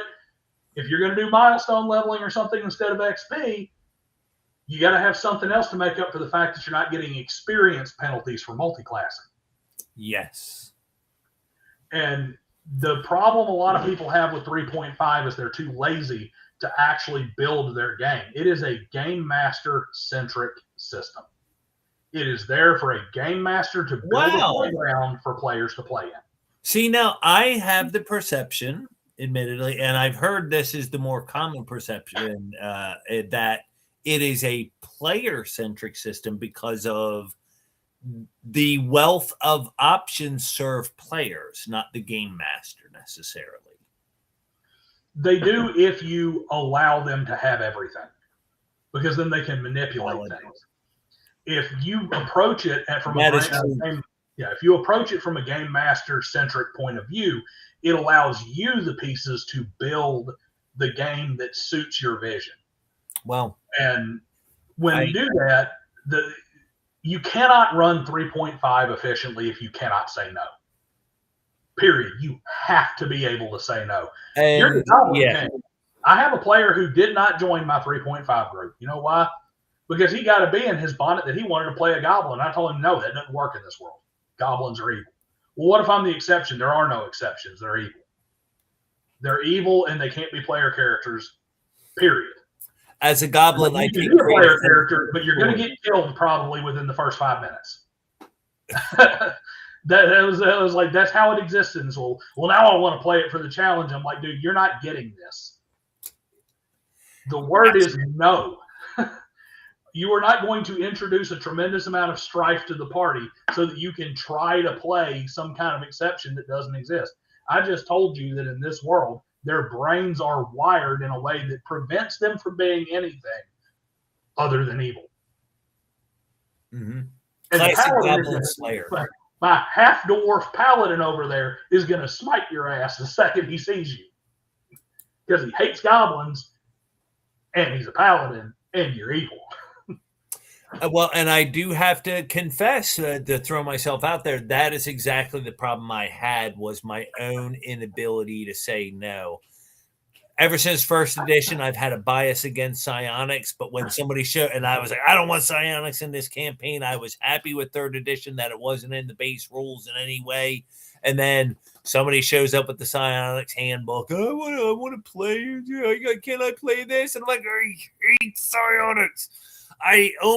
Third edition at least meshes with the rest of the game fairly well, but I still pretty good psionic system. Yeah, it was the best system. It was expanded psionics is the best D&D attempt to really work in psionics was expanded. And here's the thing: if you've read either the psionics handbook or the expanded psionics handbook for 3.5, there's more of those variant rules in there. Like, it has variants for psionics as magic and psionics as something different than magic. Yep, I remember so that. It both ways into your game. The magic transparency rule or whatever they called it. Yeah, and there were variants for all of that stuff to make it fit the way you needed it to work at your table in your game. So yeah, sure, you can be a psion. Now, granted, we're running under the we are running under the umbrella of psionics are just magic by a different name. So yes. It's going to operate exactly the same as a wizard or something like that in terms of the magic. So you're not going to be just quote unquote magically getting around people's resistances and saves and stuff because it's psionics. Mm-hmm. But it gives you more and more options if you utilize the system, but you have to put the work in as a game master to make it do that. And it works. It's kind of like just like Cyberpunk. It's like Cyberpunk 2020. That game works so awesome, but you got to remember that, you know, the whole key of making an awesome Cyberpunk 2020 game is making sure that you take full advantage of all the things you can take penalties for and knowing what they are and knowing how to offset them with different equipment to get additional bonuses. You may be doing math for half an hour, but once you get the hang of it, now all of a sudden you're doing all kinds of cool, crazy stuff, jumping over counters and doing backflips with machine guns in both hands and all kinds of crazy stuff. Patty asks, do you have the right mic input? Sounds like you're running off a webcam mic. You know what? When we got in here, I intentionally set this up to run off of that mic right there like it's supposed to. And if it switched to the webcam again, I'm going to be irritated because that webcam sucks. And yes, it did. Thank you, Patty. I don't know why I told it to use. Is that better? Oh, that is worlds different. Dancing Christ on a cracker. When we were backstage, when I was coming into the backstage, I made sure I picked this mic and even tested it. And then I go live and it's like, oh, look, we're on the webcam again. I didn't even pick on it. Pardon me. Oh, Thank my you, God. Patty, for the technical assist. That's why he's a good guy. He's a good guy. Oh, Patty's great, man. You want to know? You want to talk about segue? There's a great segue right there. Because guess what Patty did? What did he do? Patty is the man who did the cover art for my book. Yes, he did. Which is, and it is fantastic. Corvid Codex. I mean, look, I know that I'm the guy who's pushing it and chilling it here, and it is kind of technically my thing, but you guys interact with a lot of these guys all the time on X or in Discord servers because all of my writers, they're all TTRPG guys, game designers, YouTubers. Some of them have their own YouTube channels and stuff like that. And I mean, it is some really, really good writing, and not just in my own. And then the art, like I said, the art is Rob Necronomicon and Patty. Yeah, great stuff. He has a great cover. I was even just admiring that. And then, hold on one second. I mean, it really is fantastic. I mean, it's got all kinds of cool nods and stuff into it. Nods back to my channel, nods to different things, and you know. Here's one, and this is look, there's my Kickstarter. There we go. And that's a great cover piece. Top part of the cover. Let me see. Let me grab this for you right here. Let me see if I can. This is not StreamYard, so I'm not super familiar with it. No problem. There should be. I believe there is a little share button down in the bottom there. I see it. No, I don't want to share my screen. That's not what I'm trying to do. Oh, yeah. I want to. Well, presentation ain't right. Well, maybe it is presentation. Let me see here. Let's upload Corvid Codex. No, unless I want to show you the entire daggone book. Oh, man, this thing is making it a real pain for me to upload this. Hold on, let me see here. Let me try and do it this way. Here, I'm dropping the link in the chat. I think it should go through for people. Although,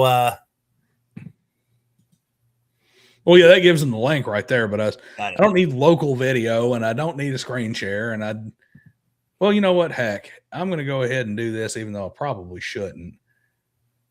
If I'm in control of it, I guess I'll be all right. Let's do, this is the, if it's showing up, I just told it to show up. I do not see it yet. Oh, wait a minute. Let me see. Because I just uploaded the ARC PDF, which we can kind of flip through. Here we go. Is it going to allow me to present? There we go. So this is the ARC copy. All right. So the cover is a little washed out on this because I don't know why once it finally uploads. But the ARC, of course, is advanced reader or advanced review copy that was sent out to a few folks to actually see the whole thing.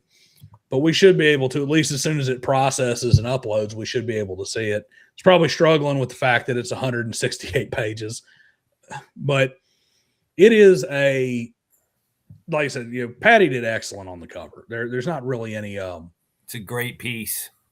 It really is a great piece, and I kind of had a little bit of a struggle with the artists, which was hilarious because I thought I was going to be giving artists what they always wanted.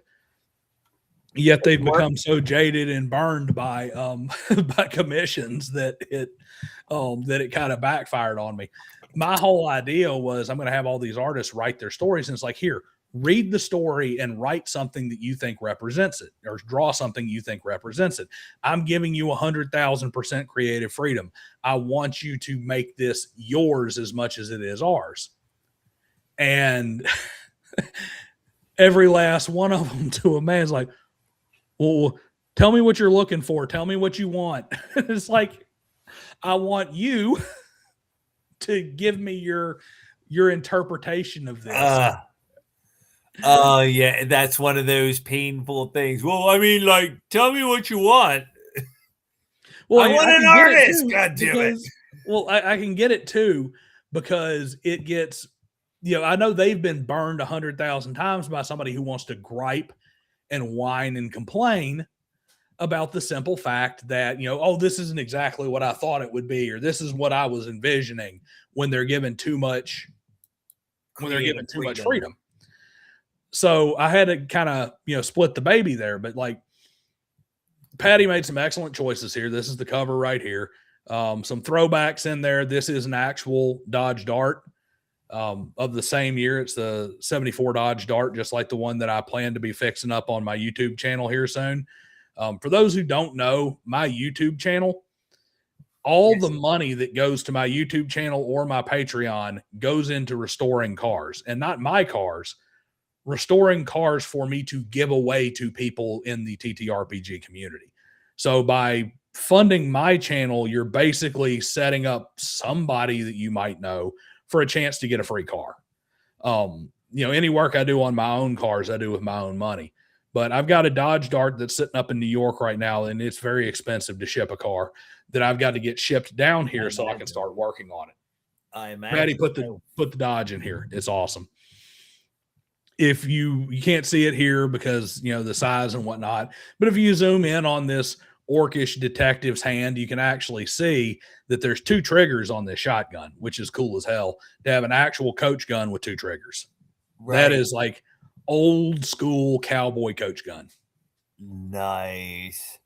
I picked Can You Feel It as the cover story for volume 1 because I think that and you can even see it in the image, it basically encapsulates everything that this book is supposed to be about, right?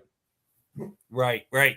Like, it's fantasy, it's cyberpunk, it's sci-fi, it's all that stuff. It's all that pulp goodness. You got a noir crime story cover, clearly. Very, very Sin City, very, very Maltese Falcon-esque vibes. Very old school, detective in the rain story. You're clearly in the near future or the present based on the car, based on the characters and stuff here, based on the cityscape. But you got a dwarf, even though he doesn't have a beard. You have your dwarf here, who's your evil dwarf, which, as we all know, dwarves who shave their beard are evil. You have your half orc and you have your elf. So you got your fantasy elements there too. So it kind of encapsulates the kind of stuff I wanted. When we pull through here into these into some of these. Like I've got, these links it's all the PDF version's all hyperlinked, and it's all set up properly, so you can skip straight to the story you want. Nice. Okay, so they're properly hyperlinked, and you'll be able to jump through. So it's got a definite ebook first. Well, if not first, ebook friendly sort of format. Yeah, I wanted to make sure that if you're getting the PDF version, you're not just getting, hey, here's what I sent to my printer to print off. It's not a castaway. It was made as both a PDF and as a print copy. The files are different. They're not the same. There are different alterations that were made to make the layout work better for my printer. And then there's versions that were set up. There's things that were changed to make it work a little bit better for the PDF, including like hyperlinking and stuff. Nice. Right. So you really do have, that's interesting to know, because I don't think many people consider that there could be two different versions. There is additional work between a good print and a good PDF. Yeah. And goodness knows I've suffered some really substandard PODs in recent years. Yeah, it's not terrible. I mean, here's of course the second story with its art, which this is the one I wrote, which is made all the header art, with the exception of the cover story, is by Rob Necronomicon. It's all custom.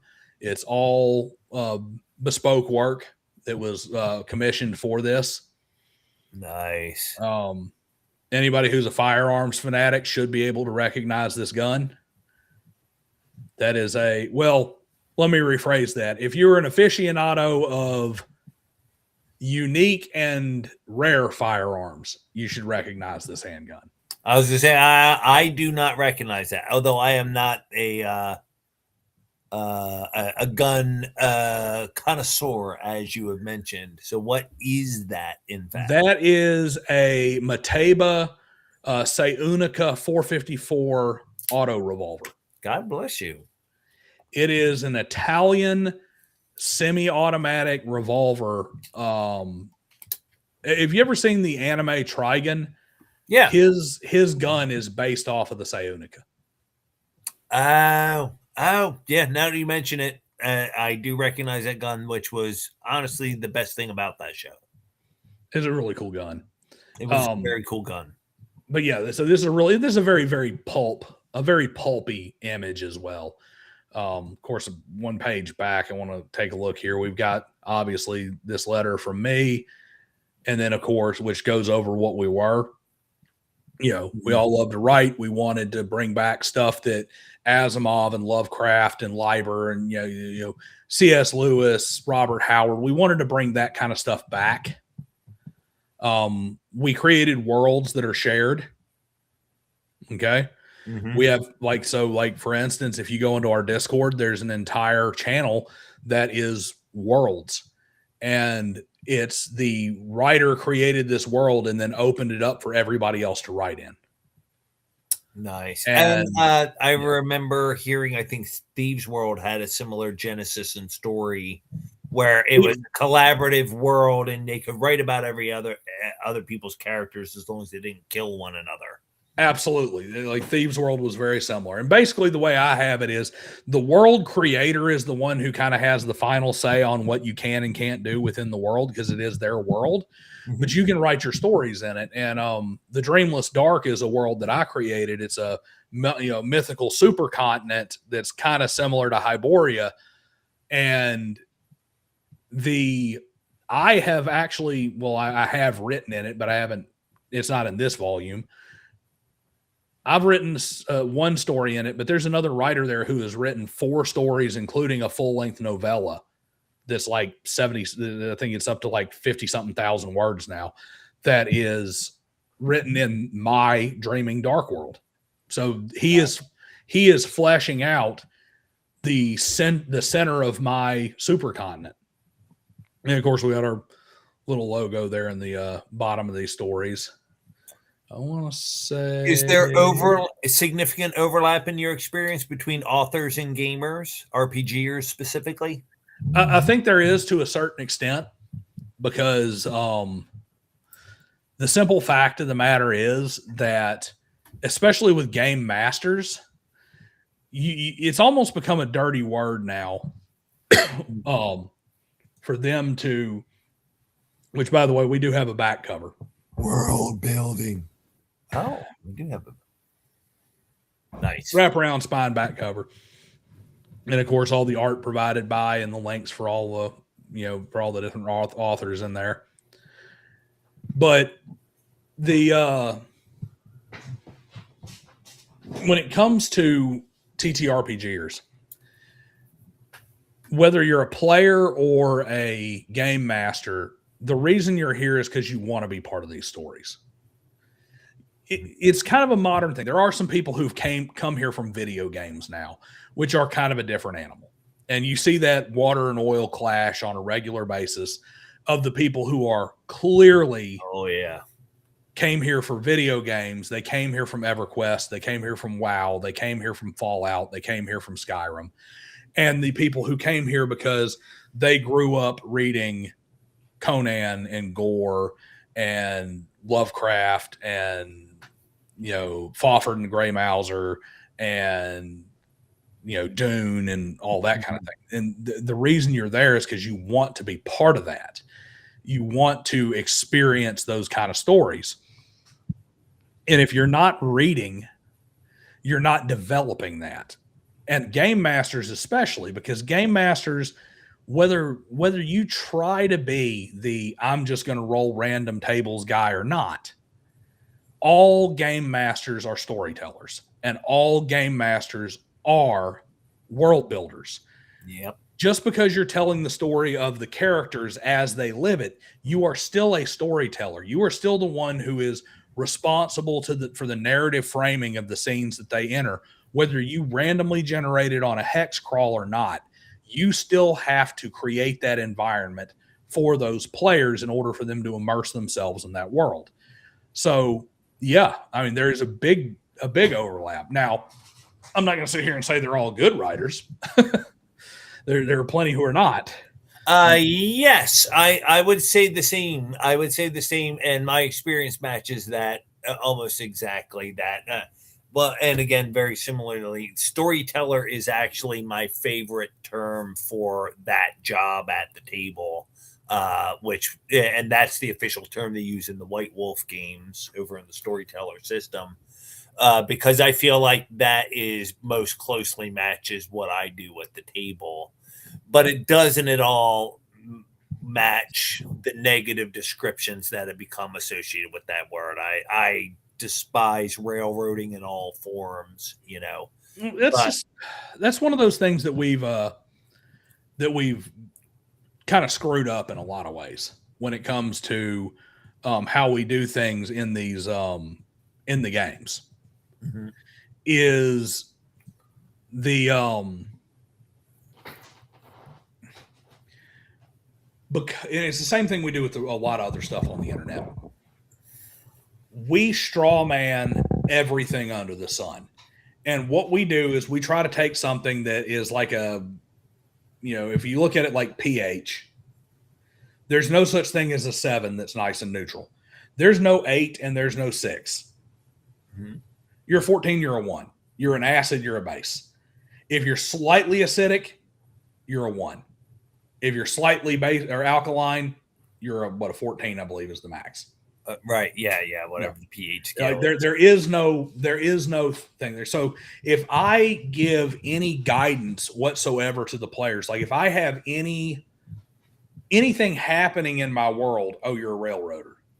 I mean, that's not what a railroad is. That's not a road is not a railroad. A railroad means you are fixed to this course in this direction. Mm-hmm. And if you get off of this course, it's a disaster. Yes. That is not what a linear story path is. Now, the road may be pointing that way. There's nothing stopping you from walking off in the bushes.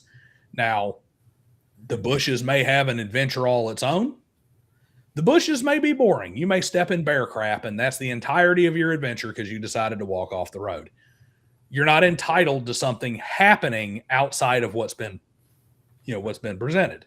Mhm. Just like when I walk out the door in the morning where I choose to go, I'm not entitled to something cool happening when I get there. Sometimes I go to Walmart and I walk through and I get a candy bar and I go to the self checkout and I scan it and I walk back to my car and nothing happens. Sometimes I go to Walmart and there is a massively overweight lady who has a thong pulled all the way up to her shoulder blades and pants pulled down to her knees walking through the produce aisle. Mm. I get a different adventure each time, but I chose to go to Walmart.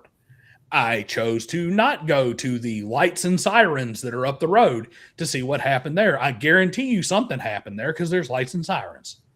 I'm going to avoid that though. Yeah. The beauty of a role-playing game though is that if I go to the lights and sirens, I might not just get, whipped with a nightstick for being in the way or told to move along. So how common is that experience in practice for you? Do you have that often with players where, look, the adventure is clearly down the street at the Haunted Mansion. If you're going, but for whatever reason, the players don't want to do that. How common is that in your experience? Usually, if you have that, it's actually a sign of an actually toxic player. Okay, very rarely. It is usually somebody intentionally trying to break the game to be a jerk. A lot of times where you run in the opposite problem, which is it's like, I am not railroading you. I am trying to give you multiple things to go explore and figure out. And then you get a bunch of blank-eyed stares of, well, what are we supposed to do? You're supposed to do stuff and live in the world. I'm not going to hold your hand. I'm not going to walk you down the road from scene to scene. Yeah. Figure it out. If anything, that's the extreme I lean towards is when I sit down at the table, I don't really have much of a plan as to where the campaign is going to go.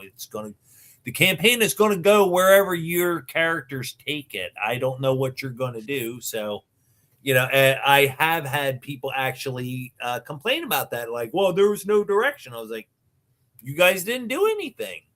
If you didn't get together and decide to do anything, how can you expect anything to happen? Well, I want to put players into an interesting time. All right, so I'll just use Lord of the Rings as an example. If I'm going to play a Lord of the Rings game, I'm going to put you during the War of the Ring. Okay? I'm going to put you in the War of the Ring because that is an exciting world. There's all kinds of stuff going on. There's things to go think about. There's political intrigue. There's troop movements. There's, the restless spirits in different areas. That's what I'm going to put you in. I'm not going to put you in the 200 years of next to nothing happened while we waited to figure stuff out. Mm-hmm. Mm-hmm. Because that's boring. Like, we'll do real world here. It's like, if we're doing real world, you want to go be in the time that Napoleon has risen up.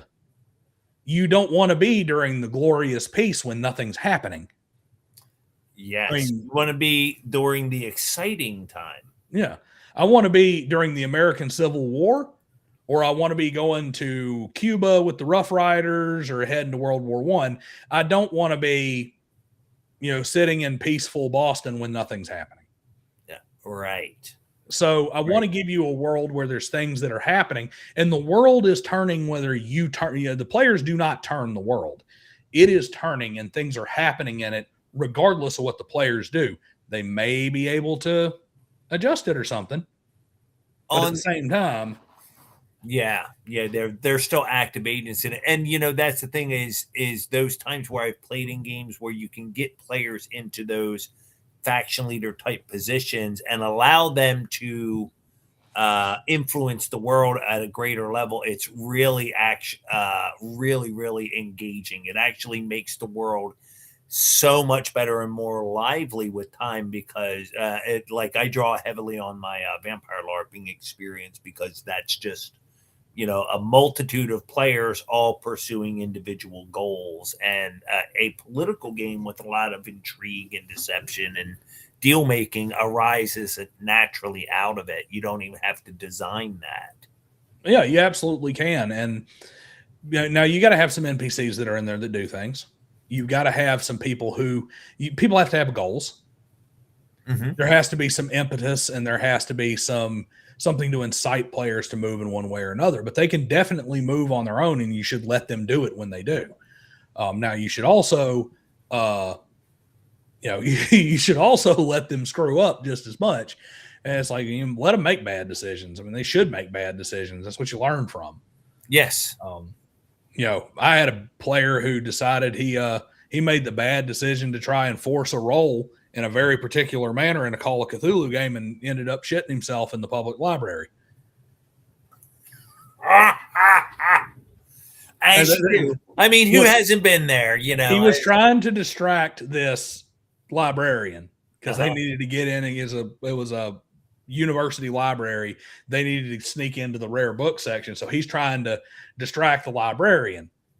And he's like, oh man, he's all sick stuff like that. And I'm like, he fails his roll, and I'm like, yeah, she ain't buying it. And he's like, well, I'm going to push the roll. Which, are you familiar with the roll pushing mechanic in Call of Cthulhu? Only vaguely. I haven't played the newest edition, but I do recognize it. You can try again, basically, and if you fail again, disaster. Essentially, like a great example of it is like if I run into a tower and there's a window up there and I want to jump up and grab the window ledge and I roll a failure. Well, that failure may mean that I didn't even jump. I kind of came in and it's like, yeah, no, it's not going to be there or something like that. I can do what's called pushing the roll and roll again. However, if I fail again, there's significant consequences to failing again, right? Yes. So now if I'm pushing the roll to jump in the window, if I succeed, I get through it. If I fail, I might fall and break my ankle or something. Well, he's trying to, oh, my stomach hurts so bad, and she's not buying it. So he decides he's going to push the roll, and he literally tells you, he's like, I'm going to like fart and stuff to, I'm just trying to make it real serious. And then he fails on the pushed roll, and I'm like, you just explosively shit yourself all over the floor. And you got more than you bargained for. She's calling the cops on you. and of course now, officer, this man walked up to me and intentionally shit his pants. He just crapped himself in the middle of the library.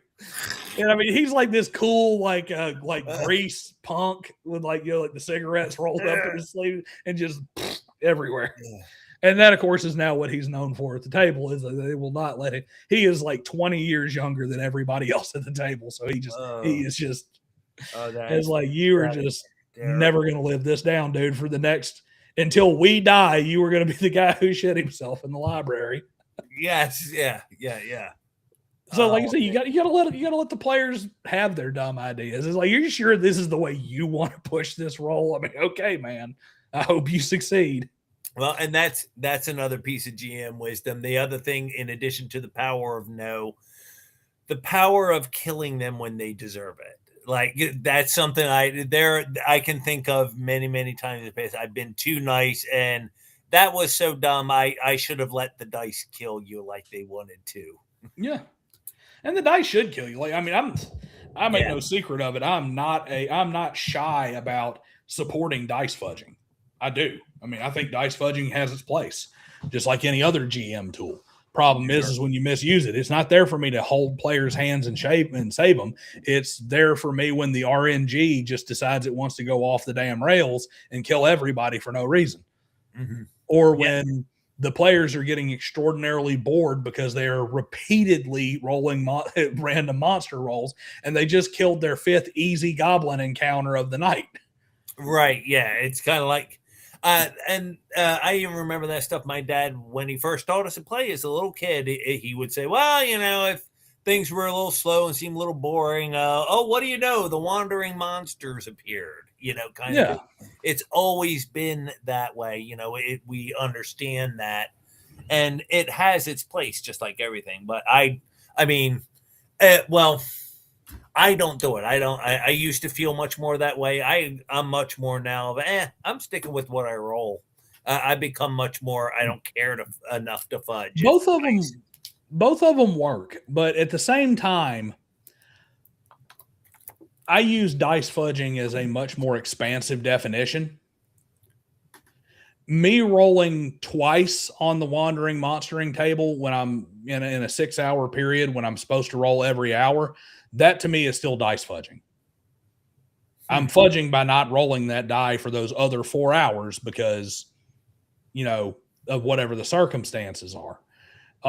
Dice fudging also, the example I always thought was the best was Seth Skorkowski had a video about dice fudging. And he was like, the guys come in, they go to fight this dark paladin. And the dark paladin just like smites the guy into the dirt on the first swing. Clearly, the rest of the party's down. The guy's got to fight him by himself. Big epic moment. The things have gone awry enough already that the one guy who's already hurt is fighting the dark paladin. And he's like, well, here's a different version of that. And the same thing happens. Like, well, you get hit, but it's like for 2 damage. It's like, okay, well, then they fight, and 6 rounds later, the same thing happens. The guy dies. He's like, yeah, you still die. He's like, well, you know what? You went 6 rounds with the dark paladin, so that was cool. That was a great thing. That is acceptable dice fudging because it's very, very unsatisfying that you get to this, you struggle and you get there to this final anticlimactic thing, and he just smashes your head into the ground and walks over your body. And it's like, well, hey, I guess it's cool and all. The dice said what the dice said. We struggled, and when we got to the end, we just didn't have enough in us. But at the end, it's very deeply unsatisfying. Well, and it doesn't tell a good story either. And that's the thing, I guess. Yes, it doesn't always tell the best story, but one of the reasons I've started to swing the other way is that it makes the moments where the dice do give you the right ones all the sweeter, right? So rather than getting to this thing where I know that the dice will sometimes give you an unsatisfying ending or not the ending you wanted, well, maybe there's a reason for that. Like, are you not a good enough storyteller to recover from that? And again, if it's a TPK thing, I've had things where the dice TPK the party, so to speak, and rather than me saying, you're all dead. Okay, you all wake up as prisoners in the goblin camp, and now we're figuring out how you're going to escape. I feel that while I appreciate what you're saying, that there's reasons to salvage the story. I don't want my story to go to shit just because the dice are not cooperating. But I then, I lean on what Tag said. Boo! Don't fudge, don't roll or change the outcomes. That taints the dice rolling. I think back on things I have in my fudging is much more of a much less than like changing the dice rolls. It would say, oh, okay, you're supposed to be dead, but I'm going to say you lived or you still have 1 hit point or something like that. As a general rule of thumb, I do agree. Like in most cases, yeah, the best dice fudging generally is in fudging, not rolling something. All right. In other words, like you said, just don't roll the dice. But there's other things like, for instance, like when I roll when I'm going to go roll the dragon's breath weapon and it comes up on all 6s on every single D6. And then I roll a 1 for him to recharge it. And then the next time when he breathes around later, he gets another like mostly 5s and 6s. It's like, maybe I need to adjust this a little because he is just roasting everything.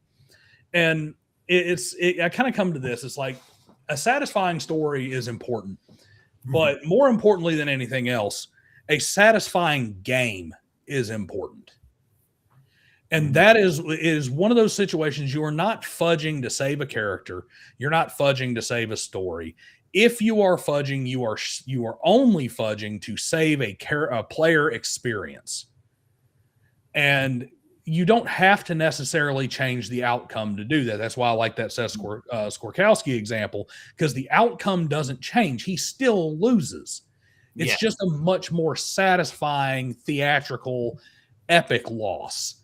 And he was probably always going to lose. But at least he doesn't just get slapped aside like he's nothing. And that's valid. And, in a way, it doesn't feel like, oh, well, I got a handout. I got saved by the DM. Because this dark paladin who's killed everybody and just randomly executes people and has no reason to save my party decides that we're going to go to jail instead because a trumped up reason. That's valid. That is valid. But it's just like anything else. It's like, I know good GMs who dice fudge and I know bad GMs who don't, and vice versa. And I don't really think that either of those answers are wrong. And I've played both ways and I've had fun playing both ways. Well, and as we opened earlier, I think the fundamental truth, which is the big picture thing, if you've got people coming back to your table every week, then you're doing it right. If you got people showing up to play your game, then that's a success as far as I'm concerned. And you owe it to yourself to always sharpen yourself, make your game better, explore other things, and try things that you would never would have. You yourself were just talking about how one-to-one time has really shaped up differently in your cyberpunk game. And I think it works all better. learning new things and trying it out all the time. Yeah, I mean, I've run one-to-one time before in D&D. I've run one-to-one time in Call of Cthulhu before, so I've run it before in the past. It's been many years since last time I ran one-to-one time.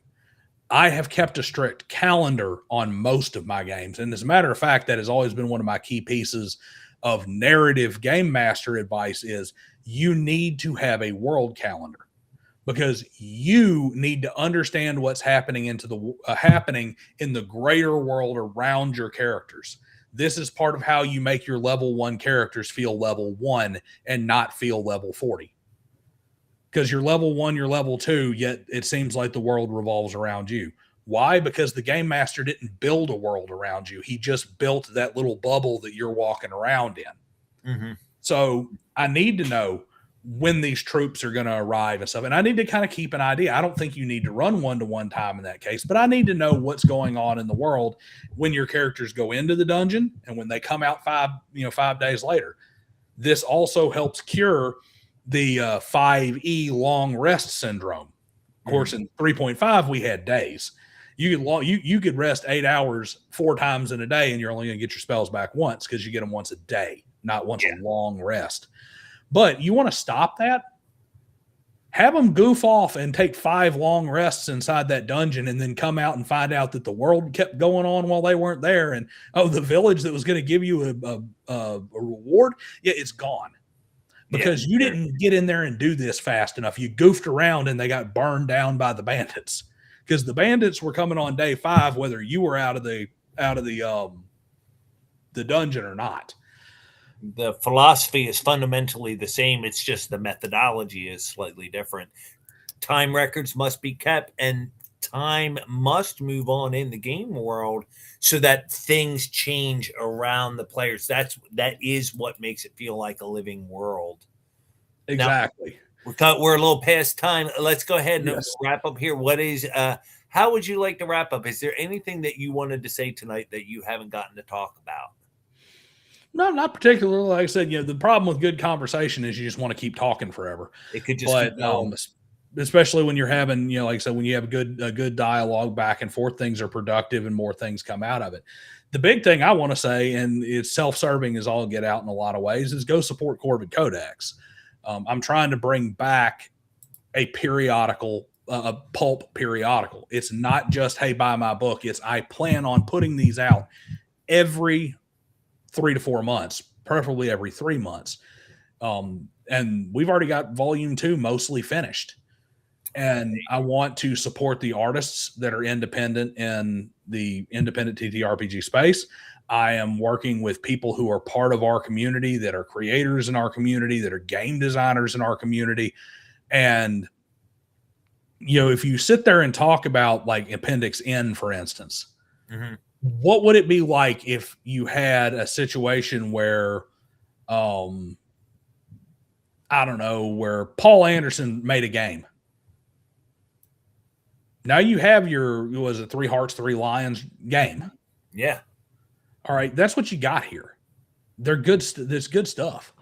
And, like, share, subscribe, follow my channel, all that fun stuff. But just remember, if you come support me in any kind of monetary way, all you're doing is helping me build something cool to give away to you guys. And there we have it. That's what we got. That's brilliant. And yes, Michael is correct. Follow Jack and Driving and Dragons. We both need the followers. I'm not asking for a lot, just 10 million subscribers. I'll do it for 1. All right. Daniel, thank you very much. And people can find you on X on the we do your at Daniel D&D YT. There we go. Just went by in the ticker. And also, we've got the Kickstarter. Are there any other places that you do content regularly? No. Well, I've got a Facebook page, which is just Driving and Dragons. But no, I mean, I'm mainly on X and on YouTube.